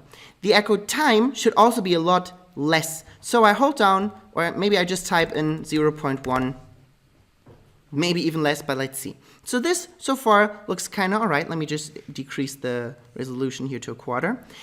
but I don't really see a difference between them. And the reason is that there's no decay yet, or the decay is set to 1. I need to decrease this value a lot. So I hold on the command key and I drag this down. Let me also switch my quality here to off. So as I drag this down, I can see how I slowly start to see a difference between my layers here. Oops, I didn't want to change that. So I could drag this down until I have the effect that I wanted. So I can then disable the single view option, play this back, and I have this nice echo effect behind it. This works best with layers that are white, because what this does is really adds on top of the layer below. So when we have other colors or when we have black, then this does not really work that well. Let's do it together. So, we duplicate our body by selecting it and hitting Command D. The bottom layer we can then rename. We couldn't just call it echo because it's an echo. Then we hit Control Tab and we look for the echo effect. The properties we already figured out. So the number of echoes should be 2. The value should be 0.1, or in this scenario it will be automatically switched to negative 0.1. And the decay should be a pretty low value. To figure that one out, you want to hold down the command key and click and drag the decay value to the left. And just keep on drawing it to the left until the echoes have the desired intensity that you want. You might already be at a time where you might not see them that well, so just play through the timeline, because at some points it might be moving very slowly,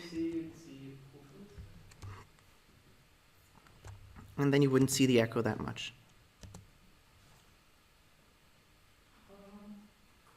Alrighty? See, that was simple. But we will still do the blinking of the eyes. Yes. So are we good so far? Yes. Awesome. So, in there, we will learn 2 things. We will learn the posterized time expression, and we will talk about if expressions, or if conditions. I will take the I2 and I parent it to the I1. So whatever the I1 does, the I2 will do as well. So I can only apply the expression to one I.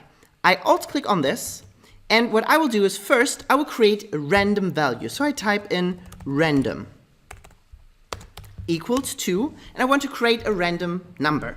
In JavaScript, usually you can do that by typing in random, and that's it. Each frame will now create a completely different random number ranging from 0 to 1. I can then, with an if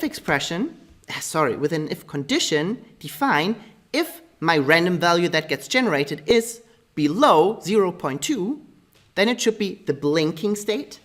But if it's above, it should be the regular state. So I can say if random is smaller than 0.2, then my output should be, let's say, 10 and 100. No, sorry. This is my x value, 110. So if the random value that gets generated is below 0.2, Which means that it will blink 5 times. well, we can't say that.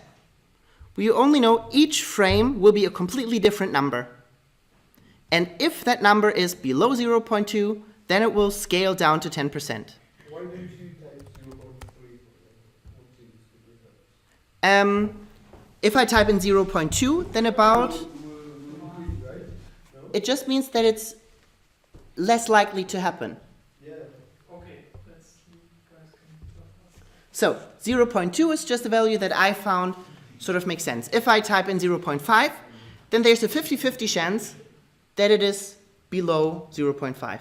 If I type in 0.2, then there's the chance of 1 in 5 that it will blink. So roughly every 5th frame.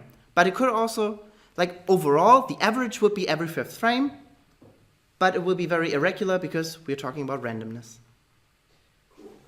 Sure. So, otherwise, the output should be the regular, which is 100 by 100. So if I draw this a little bit larger, we define a random value, we check if the random value is smaller than 0.2, then it will create the blinking, otherwise it doesn't. If I now play this back, I can see that it blinks, but it blinks very, very quickly. So right now it plays back quite slowly because of the echo effect, but the blinking is super, super quick, and I want this generally to be a lot slower. In order to show the blinking a little bit longer, I will just say that my expression should not update every single frame, but it should only update in X amount of frames per second. To do that, I will go to the beginning of my expression and I will type in posterize time, and now I can define how often within a second it should update. So I could say, for instance, 8. So 8 times a second, it will update the expression and it will check if this stuff down here is true or not. This also means that instead of blinking for a 25th of a second, it will now blink for an 1/8 of a second. So the blinking will be visible a lot longer than it was before. So when I now play this back, I can see that the blinking feels a lot more natural. It takes longer for the blink, and it just, yeah, it's not less flickery. All right? Let's do this together.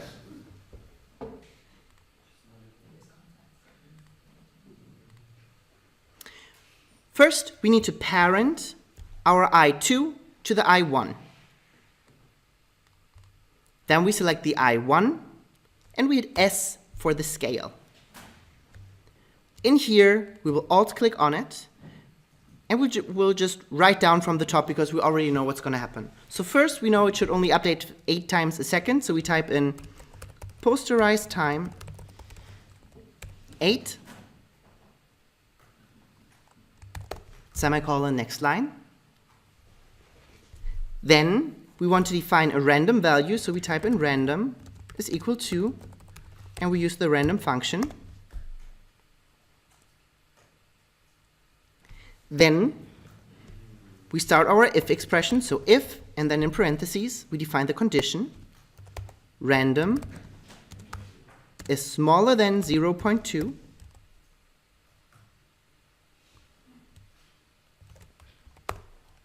Then we open a curly bracket and close the curly bracket 2 lines further down. I usually use the tab, so it's easier to read within the if expression, within the if function. And then we say 100, 10. So if we are below 0.2, then it should do the blink. Else, it should just be the regular 100 by 100.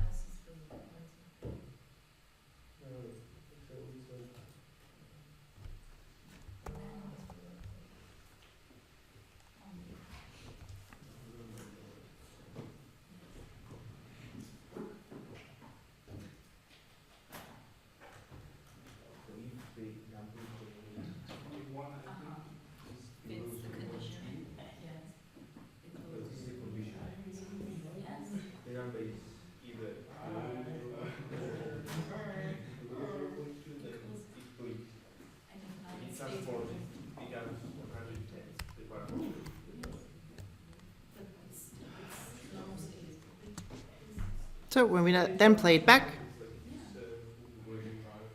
it should look like this. Is there a reason why I can't Oh. Pick with the one I selected. Have I done this already? Do you have both eyes selected? Oh, I need to put it. When you have both eyes selected, then both will be parented, but of course, the first eye cannot be parented to itself. No, there's only one blinking. Oh, yeah, then you just didn't parent them. Yeah, but it doesn't work. You should parent them at a point where it's not blinking. Let me take a quick look.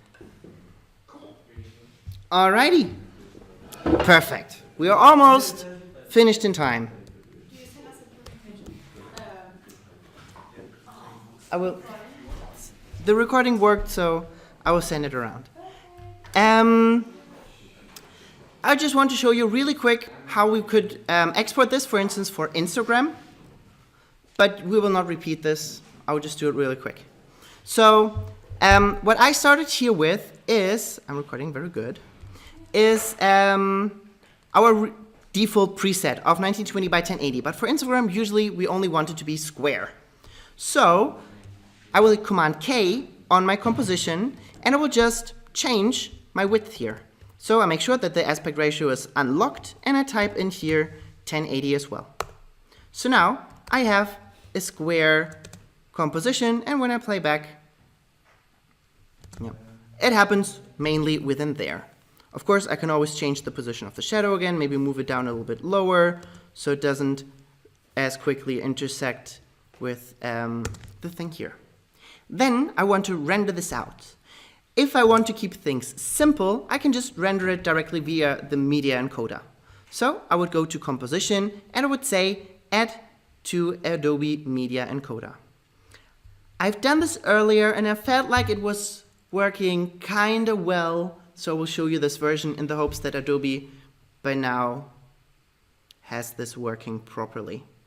Of course, if you have some issues with the media encoder, you need to render out a MOV first, and then you can open up the MOV in the media encoder.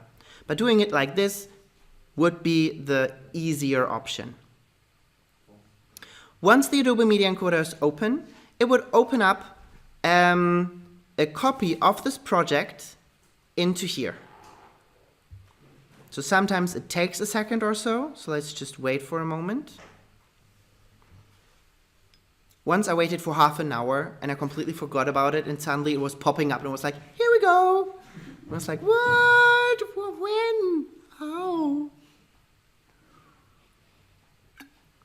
Sometimes it's in there almost immediately, and sometimes it forgets to do it. So you sit there and you wait.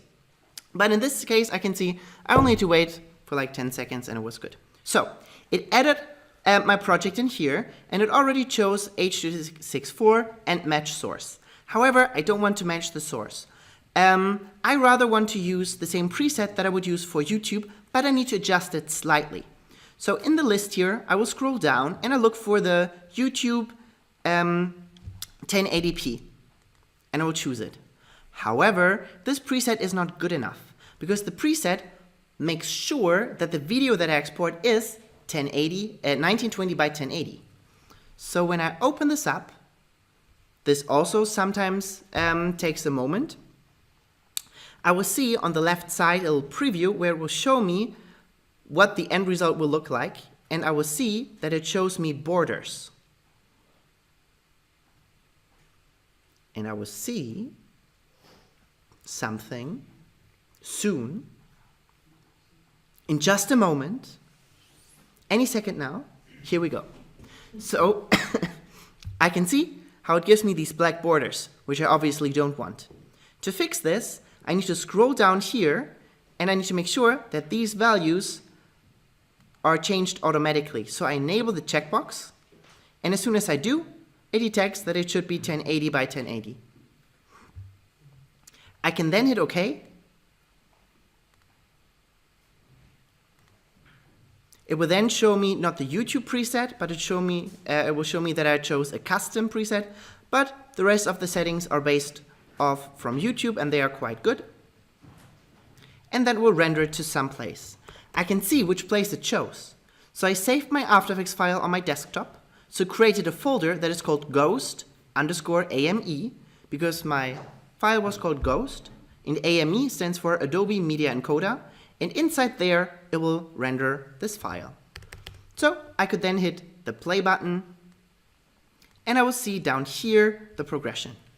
Again, as soon as I hit the play button, it sometimes takes a little while for it to start. But as soon as it started, I can see a preview here of what the current frame is, and then what the rendering is. It also shows me how much time has elapsed and how much longer it will take for the rendering. So the things that do take time are A, the displacement map.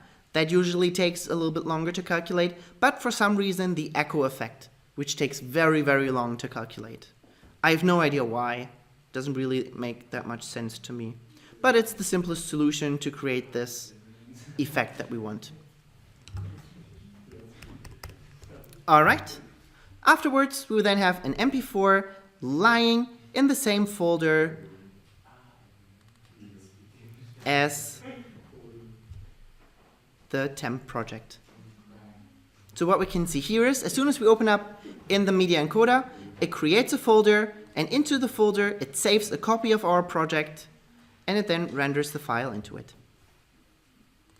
All right, then that is it. We see each other tomorrow, some of you. And don't forget the homework that we had. So creating a scribble. In the first half, we will talk about some manual modeling techniques, and in the second half, we will then start talking about your scribbles and how we can realize it.